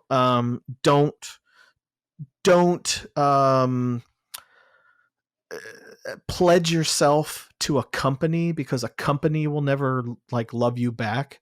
And you can throw yourself into your work because you are proud of it and whatnot. But it's one thing if like you're at a job. This happens all the time in the game industry. You're at a job, you're all crunching, so you never have time for a personal life. And so everybody at that studio becomes your circle of your life. Nobody knows what it's like to be killing yourself on a game like Connect Star Wars that's then going to come out and get absolutely slaughtered in reviews.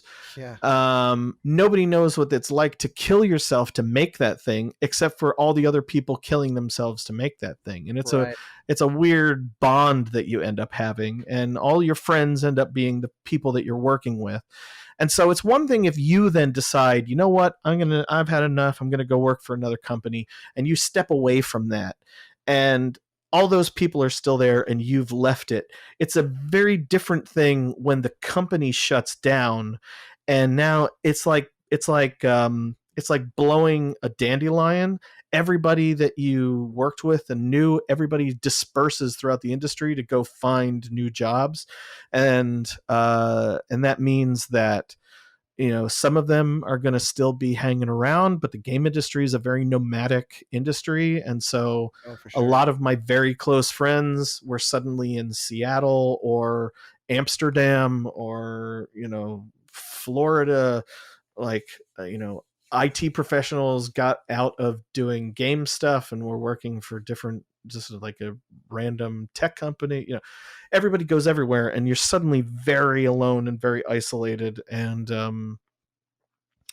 it's a hard thing to go through.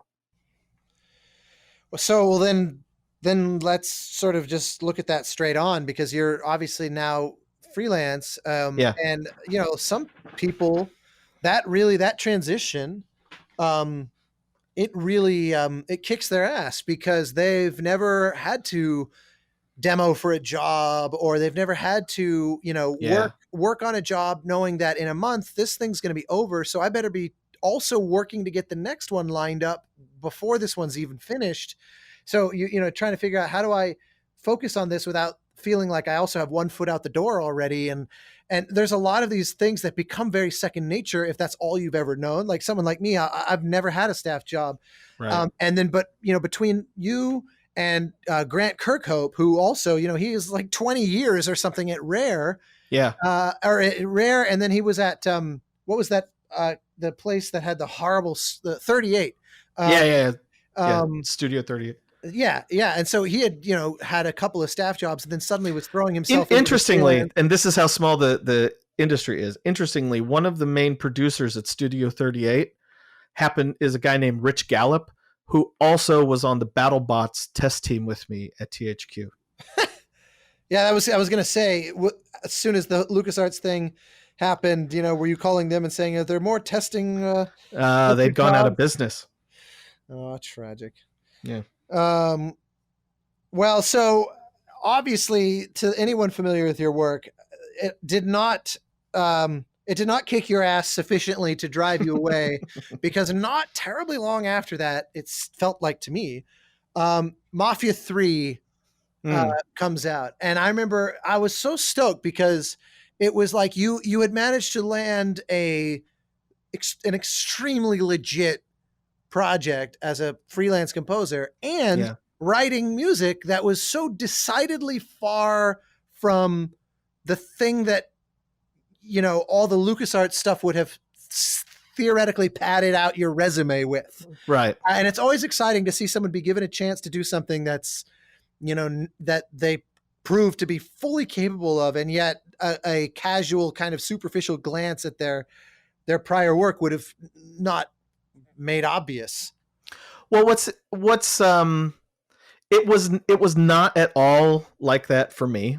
But that's because when I was at LucasArts, I can't even count how many original IP I worked on that never saw the light of day, that had nothing to do with Star Wars or Indiana Jones, that I wrote music for. And they were always radically stylistically different. And some of my favorite things that I wrote at LucasArts were on these projects that never materialized, and none of them ever were Williams sounding projects. So when I started doing kind of stuff, validating, I guess, is to yeah, to ship one of those things. Yeah, it totally was. I mean, it never came out, but I was doing some, much like with Republic Commando, I was doing some really different sounding stuff on Star Wars 1313 as well. I was writing it as source music to be in the world, but I was actually writing Star Wars gangster rap.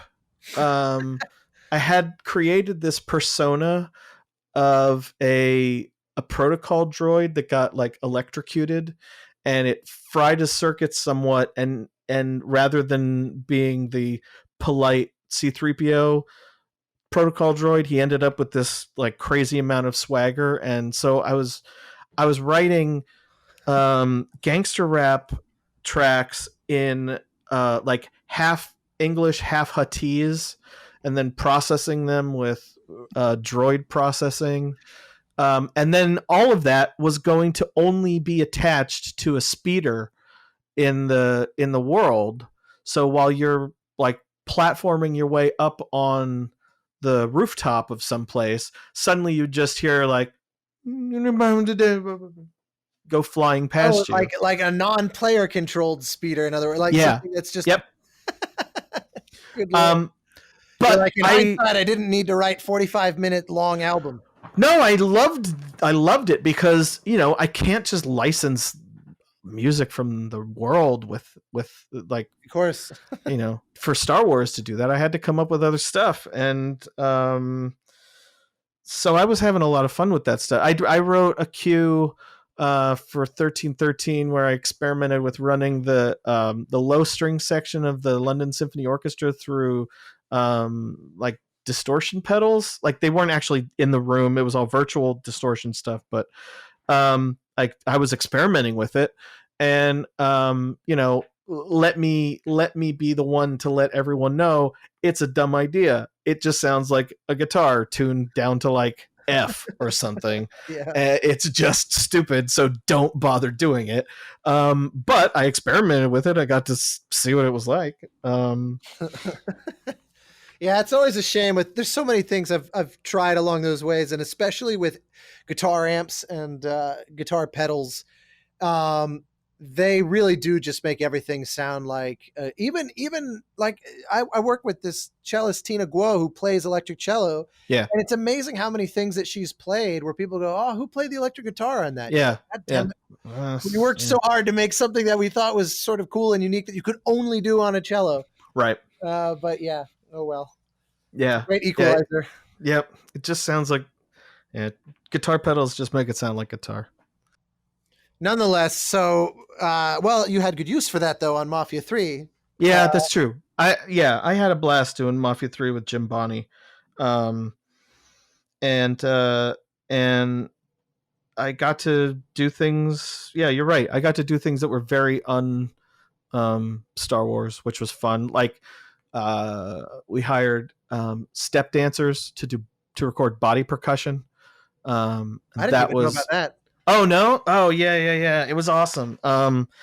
So I just think of it as a score that's just rife with this beautiful, like nasty kind of Southern blues kind of vibe, where it's all these bass, like baritone guitar and dobro and harmonica and all that kind of stuff. Yep. Yeah. And on top of that, so there's two halves to the score for Mafia 3. There's the in-game combat and exploration stuff, and then there's the score for the cinematics.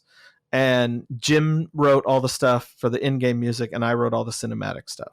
and together we talked and figured out what the palette of the game would be. I'd been working with THQ for a while before Jim came on the project, so I'd figured out, like I had originally done 4 different demos for the game, and said to them, here's the 4 options I think you can take the score in. You can do an orchestral score like Mafia 1 and 2. You can do it's set in 1968, I think. So you could do a rock score. Like, what would it sound like if Led Zeppelin or the Moody Blues scored the game? You could do a blues score, or you could do like a blaxploitation funk score, because that very much, the storyline was very much in keeping with like a blaxploitation kind of story. Right. And the creative director said, we're absolutely not doing a blaxploitation score. He had been having the same conversation with other people on the team. There were some people that really wanted to go that way and other people that really didn't. And so he was like, we're just not going that way. So that's options out. And the audio lead didn't want to do the rock score because he was concerned that a big wall of guitars was going to eat up all the frequency range and just not allow you to be able to hear player feedback sounds like your clip is empty in your gun, or there's footsteps approaching and all that sort of stuff. Sure, right. So for frequency reasons only.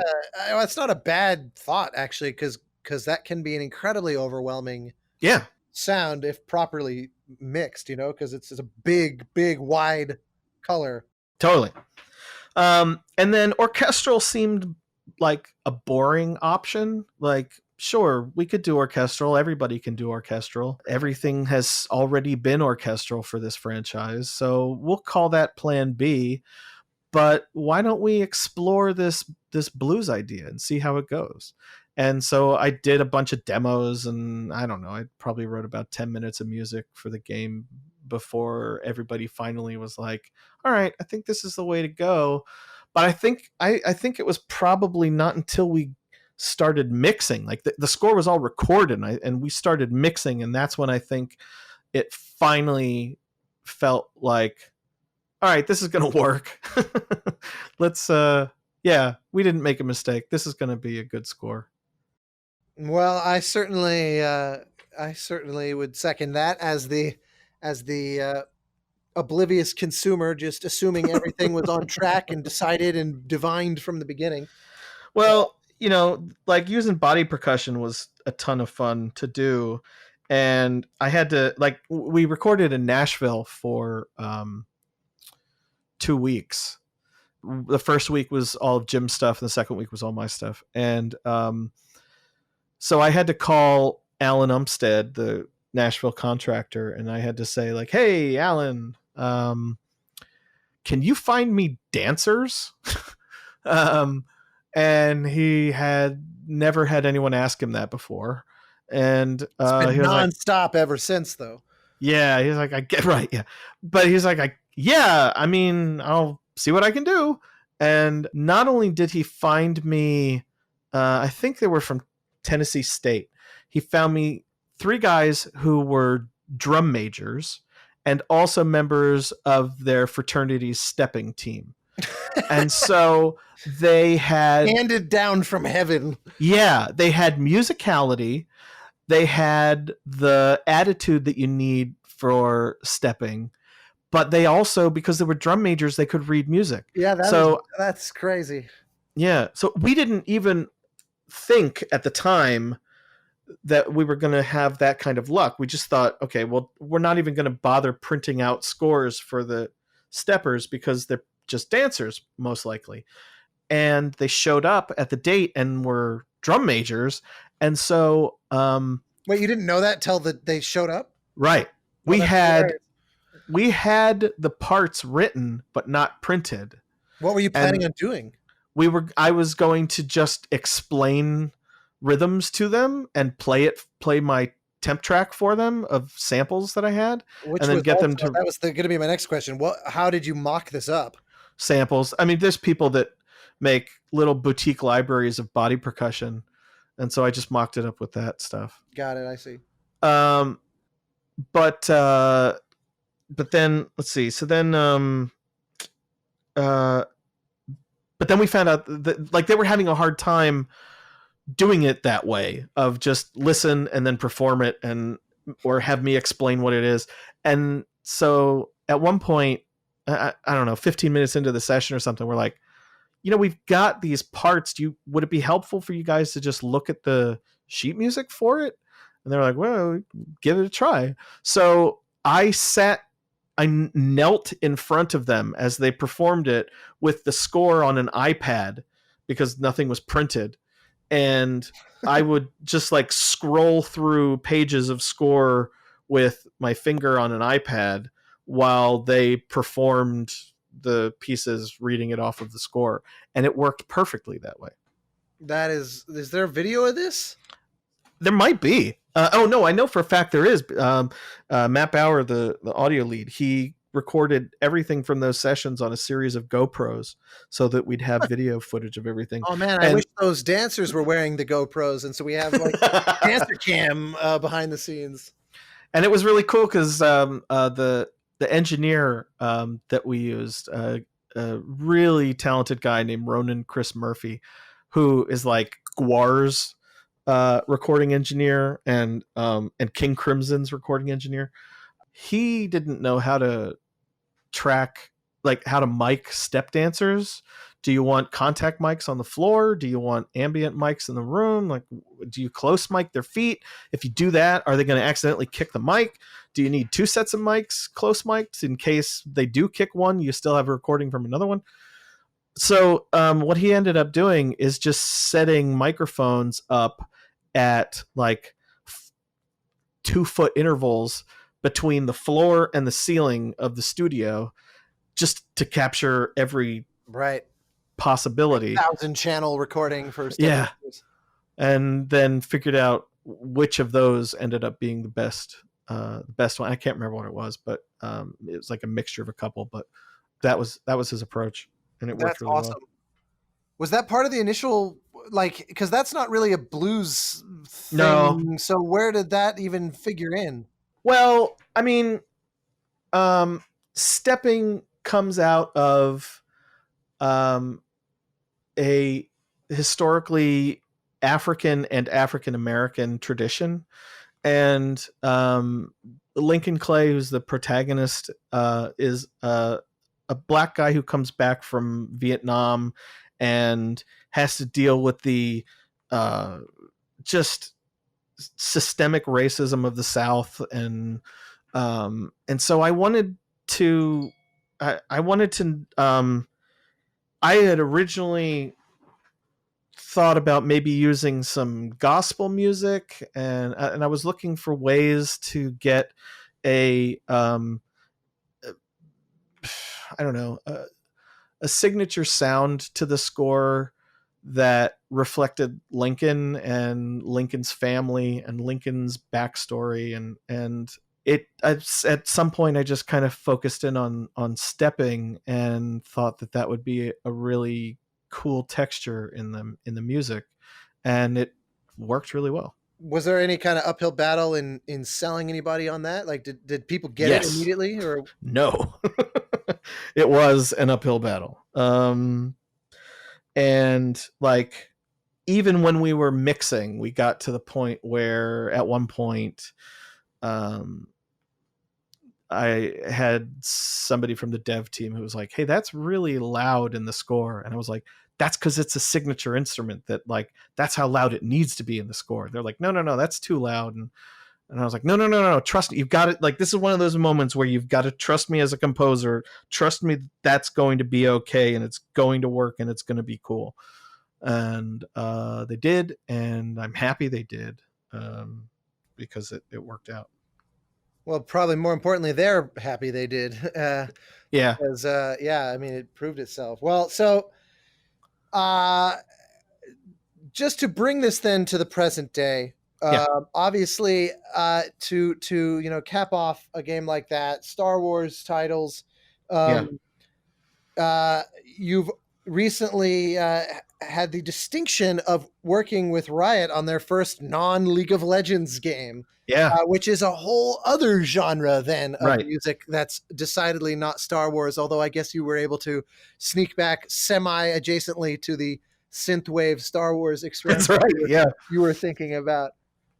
Yeah, Valorant. I did all the lobby music for Valorant, the interactive lobby music system for Valorant.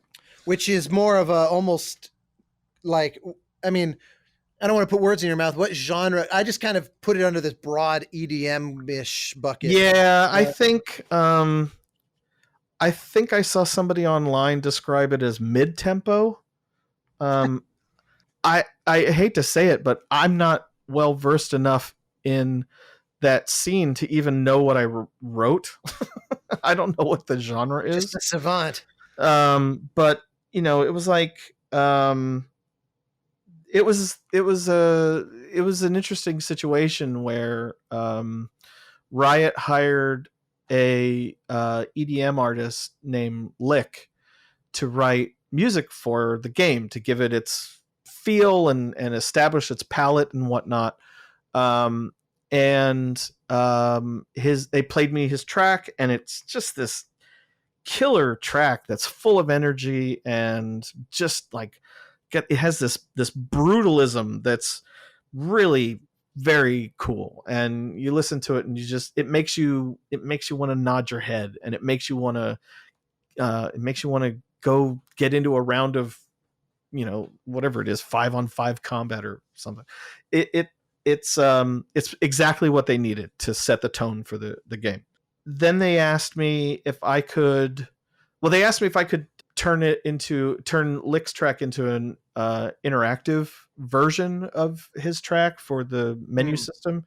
And the energy of his track proved to be just too much to be able to sit there and like chill out and wait for a match and browse the store and all that stuff. It was too much in a menu system. So they asked me to write calmer stuff, basically, but stuff that would fit with the palette that he had created.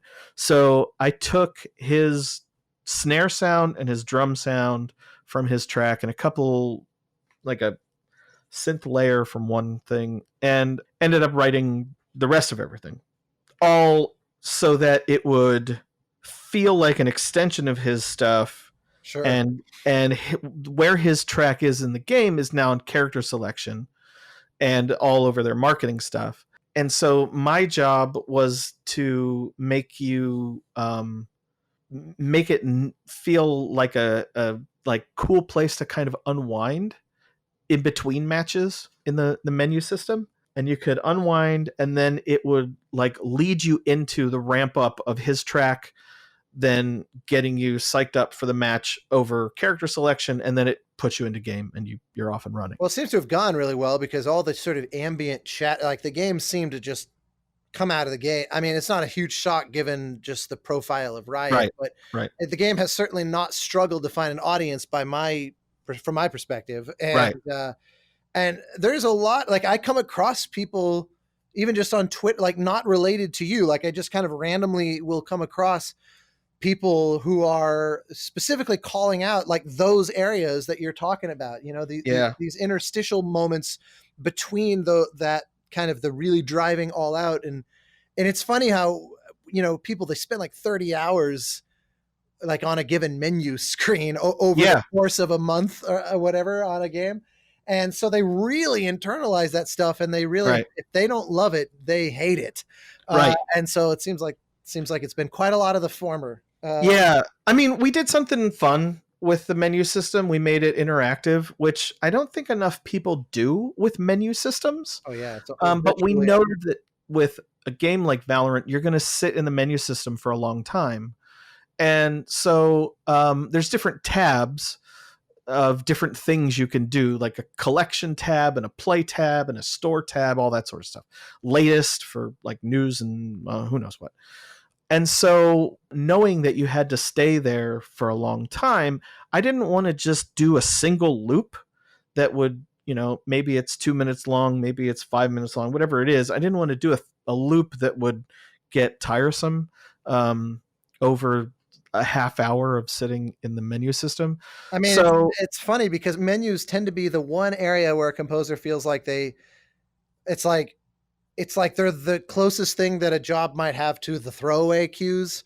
yeah, It's totally. like the combat music is what counts, or the big Right. cinematics, or the boss fight, or whatever. Like menu is just that's like it's the equivalent of being on an elevator. Yeah, exactly. But this is a competitive esports shooter, so they knew for a fact there was going to not be any music in game because You muted it. esports pros muted immediately. So because they want to hear the player feedback sounds. So we knew that the menu system was all there was going to be, and you were going to spend a lot of time there. And so I had this idea. This is actually why I tagged Clint and Peter earlier today on Facebook. I had this idea to do the menu system inspired by the interactive music system from Monkey Island 2 for Woodtick Island, where there's a hub theme, and every time you go into a different house on Woodtick Island, the instrumentation changes, the melody changes, and the feel changes, and then it transitions back to the main hub music when you go outside of that house into the main part of the Woodtick town. So that's how I treated the menu system. iMuse stuff, man. Yeah, right, exactly. So, and we didn't get remotely close to as complicated as it turns out Michael Land did on Woodtick Island. But we're using Wise, and we're changing based off of crossfades on bars, and but what I did is I wrote a bass cue that is about half the track, and then each tab is an overlay with the rest of the track, and depending on which one you're in, the arrangement is different. Like the structure is the same, but the instrumentation is different, and the melodies are different, and it's just changes depending on which tab you're in. And they transition smoothly between each other as you switch around through the tabs of Valorant's menu system. Well, I think that's awesome, and that's the kind of detail. I mean, I had a whole long conversation recently on this podcast, entire with Olivier Deriviere, who's his mission in life is these kinds of interactive music systems. Right. And I share that. I feel very similarly. To me, that's the whole point of game scoring, right, as opposed to film scoring. And it's so cool to hear that level of attention to detail going into something that every other game ever has treated as like the one thing we don't need to pay attention to. That's just awesome. Well, so I just have one last thing I want to ask you, because you've already been very generous with your time. I think it's midnight now. But that was a perfect segue, actually, because it was something I thought of at some point that I wanted to circle back to, because as part of your work in LucasArts, you worked on something that was one of my favorite little tricks I've ever seen in a game. Which was, as a lifelong, and I don't know your role in this, but I'm going to give you all the credit for it, and don't ruin it for me. Okay. One of my favorite, like I said, I was a big junkie for all things LucasArts, and Grim Fandango is probably my favorite game of all time, and Pete's music is just, for me, astounding. Yeah, I mean, it was one of those, it hit me right at the exact right moment. I was finishing high school, and it was one of those like glimpses into what art can be and how people can meaningfully make it, and everything from the Tim Schafer side of it, the voice actors. It's just like, it's a perfect piece of creativity. Yeah. But I had been a big fanboy going all the way back to like Loom. And so when the remaster of Monkey Island, the first Monkey Island 1 comes out, and you could hit like F10 or whatever, and it transitions you back to the original, and the cue, all now nicely and beautifully produced and live instruments and sounding like $1 million, transitions like beat by beat Yeah. onto the original cue. I thought, I feel like I'm the only person this feature was for. I remember I played it and I just thought this shows such love and reverence for the source material. Yeah. And I thought, what massive pain in the ass it had to have been to implement a system that will track the old score and the new score in perfect parallel throughout the game this way, just for a nerd like me to be like, to like click it back and forth in my best Peter Griffin. It was so, I was so blown away. So can I give you credit for that? You can give me credit for part of that. Okay. Yeah. Well, disabuse me of my fantasy then. So if nothing else, just hats off to you and whomever else, because that was... me and Will Roget and the producer of the game. Wait, did Will work on that one? I know Will worked. So Will worked his ass off on Monkey Island 2, the remaster of Monkey Island 2, but I can't remember if he worked on Monkey Island 1. So basically, the remaster and all that stuff was the precious baby of LucasArts producer Craig Derrick.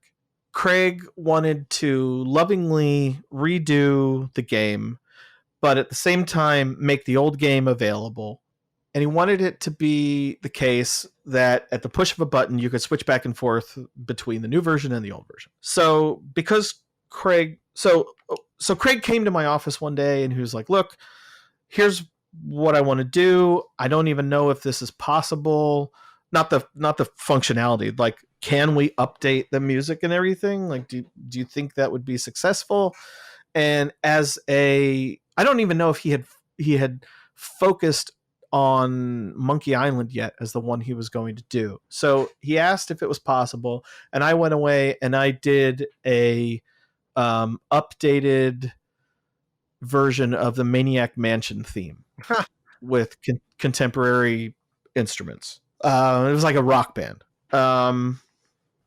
And so I showed that to Craig and he was like, cool. All right. Well, yeah, let's see what happens. And oh, by the way, we're doing Monkey Island. So I knew that our tech was going to be limited and we really only had the ability to play these two tracks in simultaneously with each other and just fade back and forth between them. So I had to make sure that the tempos were the same and the arrangements were the same and the files were like looped to the same, like sample accurate loops. Yeah, exactly. So you switch back and forth between them and they looped fine. And as much as I appreciate your appreciation of it, we actually fucked up and we made a mistake with it. And it kills me that we did. Because we started looking into, how did this game sound originally? And in the days before recorded audio, everybody's game sounded slightly different depending on which audio card they had. Right. So the Cadillac of audio cards was the Roland MT32. And then you had all kinds of different versions of the game that had everything from nice sounding polyphony down to really crappy monophonic sound. You had large sections of the game that actually have no music, which is surprising, I think, if you go back and play the original from right. nowadays. So I knew I wanted to fix that and cover over those patches where there was nothing. And so we decided, well, okay, so what we'll do is we'll try to emulate the MT32 version. But we had a bitch of a time trying to actually pull off making the MT32 version of the score sound the way it did, in part because we had no reference material for that. So we just did what we thought we were doing and thought it was correct. And I think Will bought an MT32 off of eBay in order to do it. And I spent hours and hours poring over floppy disks from the 90s, trying to find anything that was usable from the old days of originally making that game. I say 90s, but it's barely the 90s. Yeah, I was gonna say, it's like 1990. Yeah, 90. And like there was this thing where the studio, all the music stuff back then, all the best music stuff back in the 90s and late 80s, everybody was on Macs. And a big part of why people liked working on a Mac compared to a PC is you don't have to worry about file extensions at the end of your file names, man. Like the Mac just knows. Like the Mac would be able to tell what is a JPEG versus what is an SD2 file, and it would deal with it appropriately.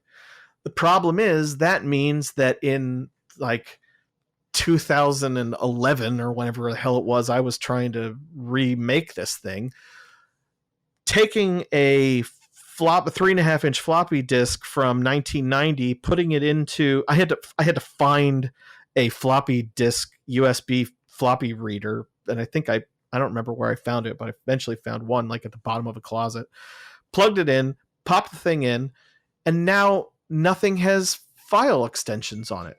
So I'm just staring at a list of files on here, and not only is it game development, not only are they Mac files, but they're game development files. So all the file extensions could potentially be things nice and easy like SD2 files or JPEGs or whatever, but they could also very easily be proprietary software that doesn't exist anymore because it was... Oh my God.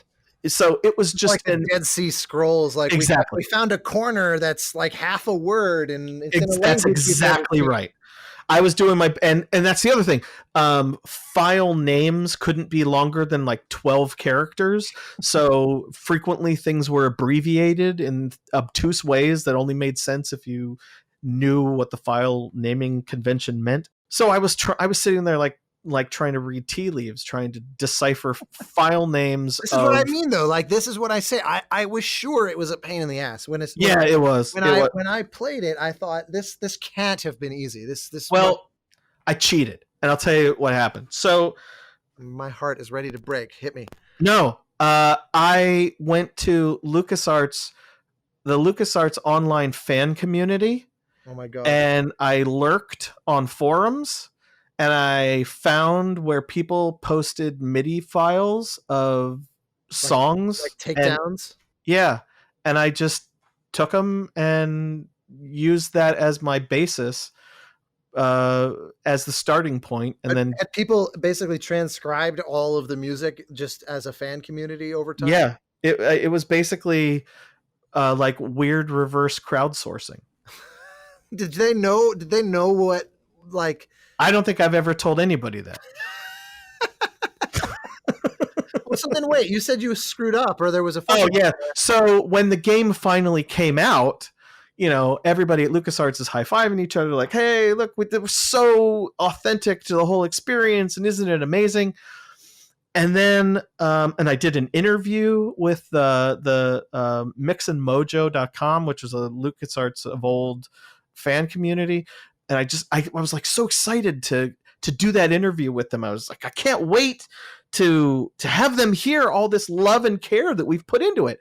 And then the game comes out, and I go to their forums to read and see if they're enjoying it, and they hate it. They hate the fact that we screwed up and we didn't actually get the MT32 to sound correct to what it had actually sounded like back in the day. And I forget exactly what the issue was. But it's something like, I don't know. It's something like, like piano patches 00 and we needed it to be 01 or I forget what it was. Something crazy like that. So we had actually screwed it up. And so it doesn't actually sound like what it did back in the day. And I'm super bummed about it that we did all this work and we were trying our best. And in the end, just not knowing we just couldn't recreate it the way that we thought we were. It was a bummer to find that out.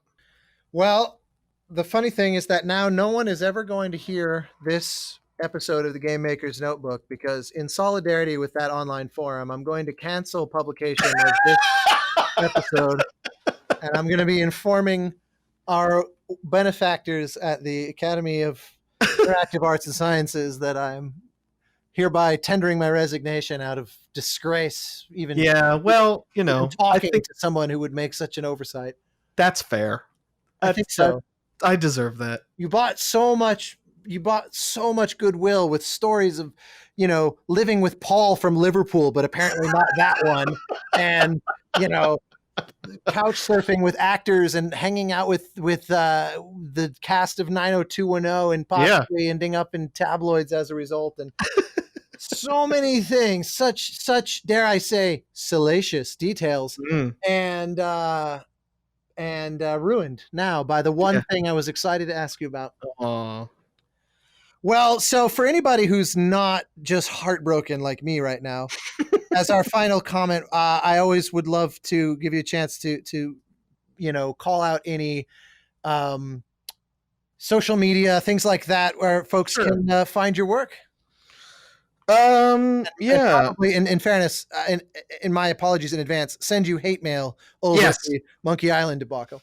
That's right. Yeah, you can find me on Twitter at Oogew, OOGEW, which is a hysterical inside joke to me and my friend Ben, and doesn't mean a damn thing to anybody else. But nobody ever has that as a username, so you're not like Ogu12 or whatever. Yeah, exactly. If you're I'm going to hijack this for a moment. If you are a tabletop game fanatic and you play Dungeons and Dragons, I am currently doing a little side project where I'm writing and posting a brand new magic item every day for all of the year 2020.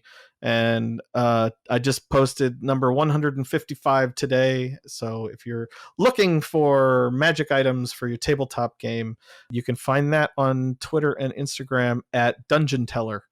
You are definitely a no joke D&D guy. Yeah, I am. Well, thanks, dude. This was awesome. I will get over my Monkey Island thing, and I will go back to. Well, I'm glad you enjoyed it when you played it.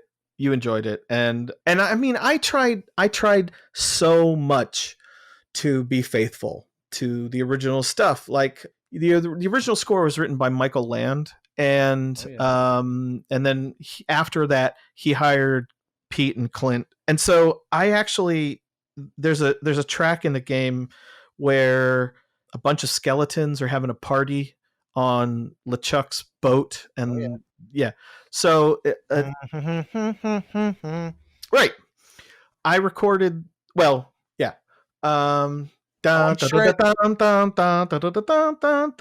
right. Oh yeah, the little like jig. Yeah, the jig. So I brought Peter McConnell in to play violin on it. So Pete's the one playing violin on it. I did that as like a loving nod to the original scores for the point and click adventure games. All right, 5% restoration of your street cred. And here's the other thing. I invited Mike Land back to LucasArts for the day, and I took him up to my office, and I had him listen to the tracks, and I wanted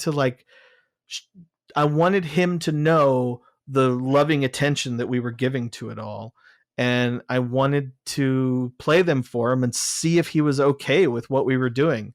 And Mike's a pretty chill guy. And so, I was like nervous about it and stuff, but he came in and he was like, yeah, man, it's cool. So, nice. Yeah. Well, I can think of no more sort of lukewarm passion story to end this otherwise extremely passion-filled chat with. So dude, again though, thank you for doing this, and my pleasure. I hope everyone goes and spends untold hours in the Valorant menu and plays Mafia 3 in the Old Republic and Monkey Island. Yeah.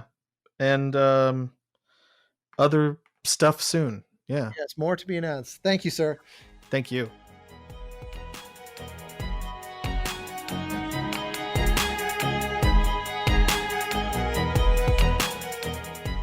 Thank you for joining us for the Game Maker's Notebook. For more information on the Academy of Interactive Arts and Sciences, our podcasts, and our other initiatives, please visit www.interactive.org.